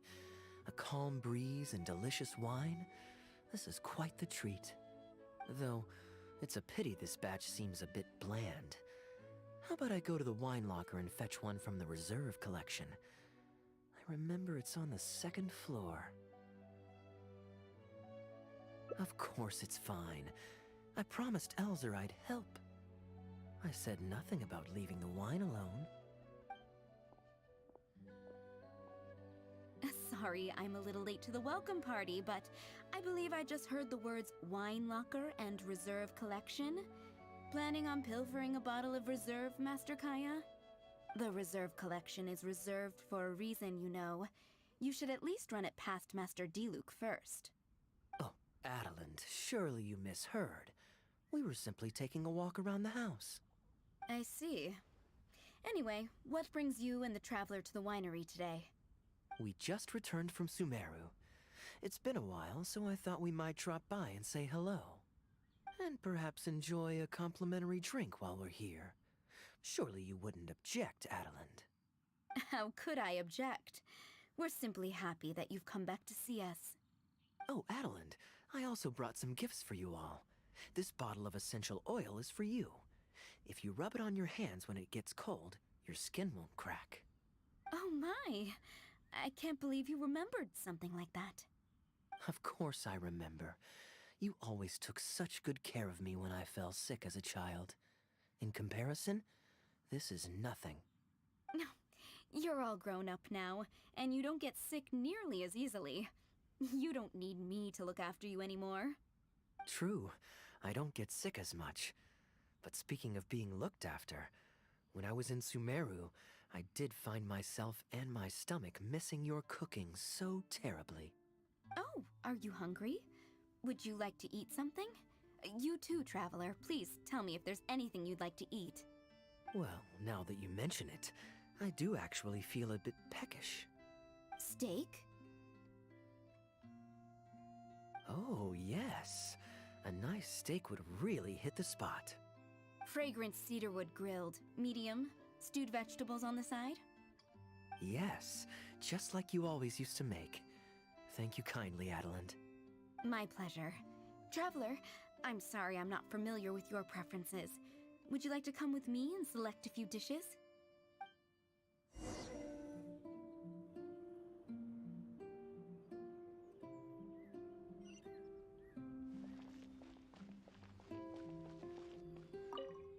Grilling the steak over fragrant cedarwood infuses it with more flavor than pan-frying it.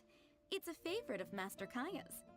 Since using an open flame to grill indoors is somewhat inconvenient, we usually set up a grill outdoors. It's perfect for grilling meat, but you can also use it to make stews. I can offer you a satisfying salad, cold cut platter, and anything stewed. What would you prefer, Traveler?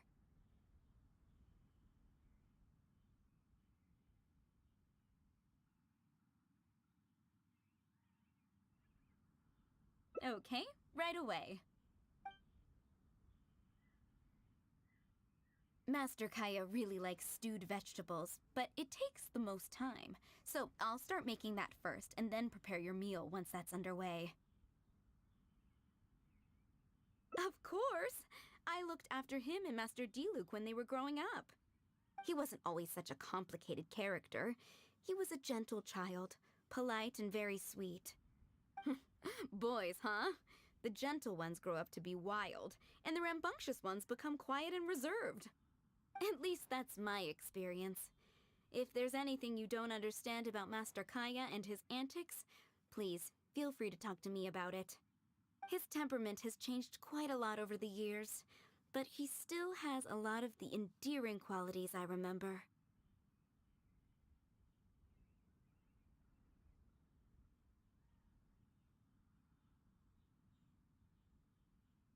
Kaya is much savvier and more mature than he used to be. Goodness knows he could be tricky to deal with. But let me share a few little tips. When he answers your question with a question, stop and think carefully about what he wants you to believe, and don't be led on by him. As for not knowing what he's up to, that's because he loves making up a good cover story. But don't let him get to you too much. You can take it from me. You were drinking a cider lake just now, right? Do you know why it's called that? The name was coined by none other than Master Crepus when he mixed the drink for Master Kaya himself. Oh, they were adorable when they were young. One time, the winery was hosting a banquet, and Master Crepus strictly forbade Master Diluc from drinking. Master Diluc wasn't happy about that, and he convinced Master Kaya to team up with him and sneak into the wine cellar to steal some dandelion wine. And how did I find this out? Because when Master Kaya attempted to distract me, I could clearly see Diluc hiding around the corner of the corridor, gesturing to Master Kaya to direct him through the whole thing. The Captain Kaya of today never bats an eye when he lies, but he wasn't like that at all when he was young. Ah, goodness, how did I get into this? Anyway, they were discovered by Master Crepus in the end, and he was furious. He punished Master Kaya by making him write lines, and Master Diluc was forced to clean the wine barrels in the cellar. Oh, the wine cellar had over a dozen large wine barrels to scrub, and Master Diluc was just a child. There was no way he could finish it all by himself. Master Krepus really meant to teach him a lesson. I'd originally planned to secretly finish off the work for him, but when I peeked inside the cellar, I found that Master Kaya was already there. He and I finished scrubbing the remaining barrels when Master Krepus saw that the bruises on Master Kaya's hands were even darker than those on Master Diluc's hands. He instantly understood the situation. Master Krepus wasn't stern by nature, so to comfort Master Kaya, he mixed him a drink and added a few drops of alcohol just so he could have a little taste. So you see, Kaya was a gentle child and never one to boast about the things he did for other people. Sometimes he'd even deny it if asked. His friends have a special place in his heart, even if he keeps this to himself. Kaya's quite a smooth talker these days, but I can tell that his habit of quietly helping others hasn't changed.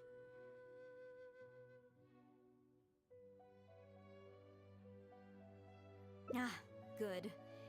Okay, the stew is nearly ready, but the meat and the other dishes will need a moment.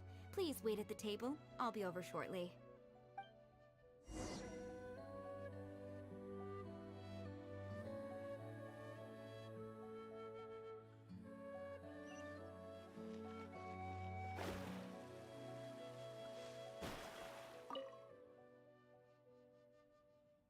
Drinking fine wine, eating Adeline's steak? Ah, now this is what I call a vacation. Oh? What has Adeline been telling you?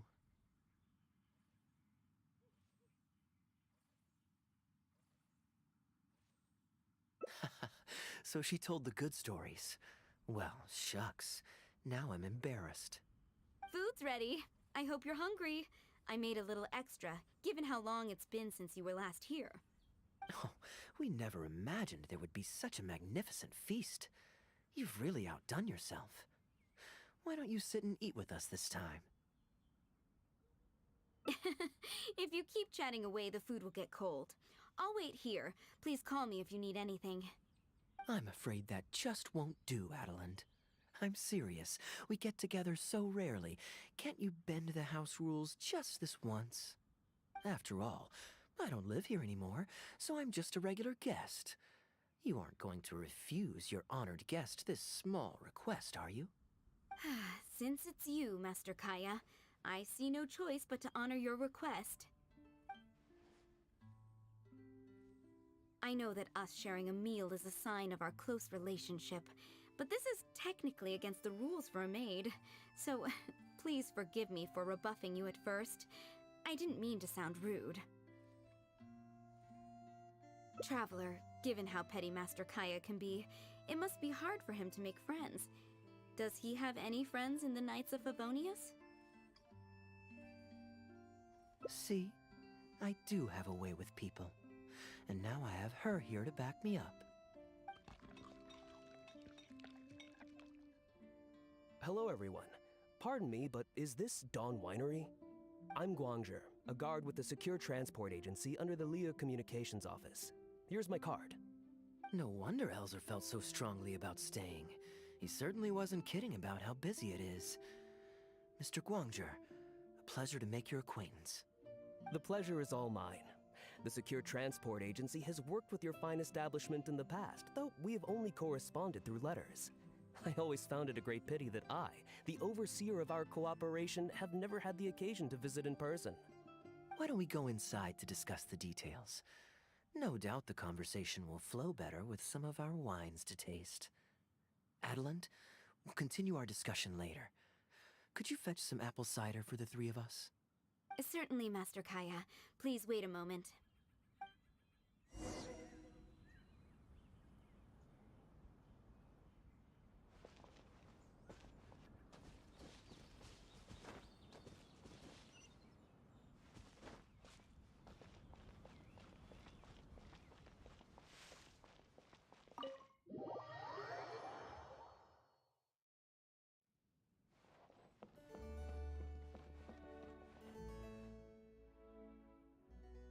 And how might I address you, sir, as well as your... Just Kaya is fine. I'm standing in today for Elzer, who usually manages the winery's business. and this is my good friend. A pleasure to meet you as well. I'm not just here today to pay a visit. I actually have an invitation for Master D-Luke to cut the ribbon at a ceremony to celebrate our agency's business.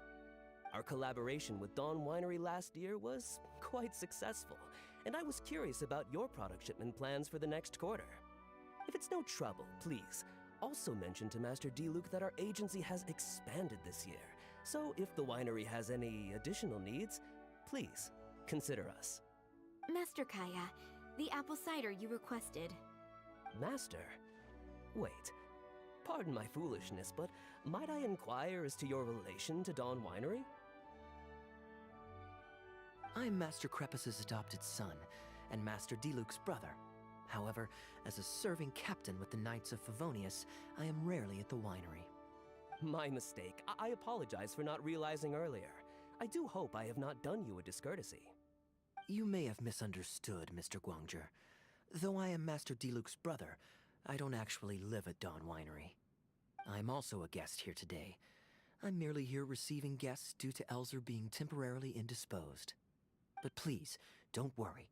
I will be sure to extend your invitation to Master D-Luke. Thank you for your graciousness. I knew the Dawn Winery's wines were delicious, but I am only now discovering how wonderful the apple cider is. It has a clear and inviting fragrance. In addition to the apple cider, the winery has an extensive collection of reserve wines and liquors. I see you are also a connoisseur of fine wines, so it would be a shame not to sample some. Adeland, please fetch a bottle from the reserve collection in the second floor wine locker. As you wish, Master. Thank you again for your most gracious hospitality. Today's trip was very fruitful. Now, allow your humble servant to take his leave. Please, it was a pleasure.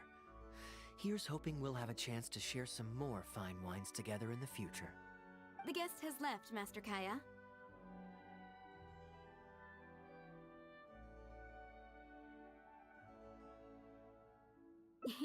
It's no skin off my nose. Master D-Luke may have a few choice words when he learns of the situation, but that's all. All I really wanted to say is, you will always be a part of the Dawn Winery family, Master Kaya. I have never considered you an outsider. No matter when, if you ever feel tired, you'll always be welcome here. I understand, Adeland. Oh, now this is a busy day. Who's at the door this time? Hello, everyone. I'm back. Now that was fast. How are you feeling? The doctor said there was nothing to worry about. I just need some rest. But on the way back, I met someone who was looking for Master Kaya. Kaya! Shh! Klee's here to rescue you! Come on! Let's escape! Ah! Miss Honorary Knight! Are you grounded with Kaya too? Grounded? Yes, Albedo was saying something about that. Sumeru was fun, but it can't compare with Mondstadt. So here we are. You two must have done something to make Jean mad, but that's okay. Kaya has rescued Klee loads of times before, so when Albedo told me you came back, I went and said sorry to Jean. Kaya, you're free now! We can go play together again! Oh, if my memory serves me correctly, this child is... This is a fully qualified Knight of Favonius, Klee. Hello, miss. I'm Klee. We're sorry. Please don't ground Kaya. What? I really need to take Kaya and Miss Honorary Knight away, so we can go find Albedo, Sucrose, Amber, and everyone else and play together. I see. Hello, Miss Klee. You needn't worry. Master Kaya's grounding is long over. See, Adeland, you don't need to worry about me. I have lots of people to care for me now.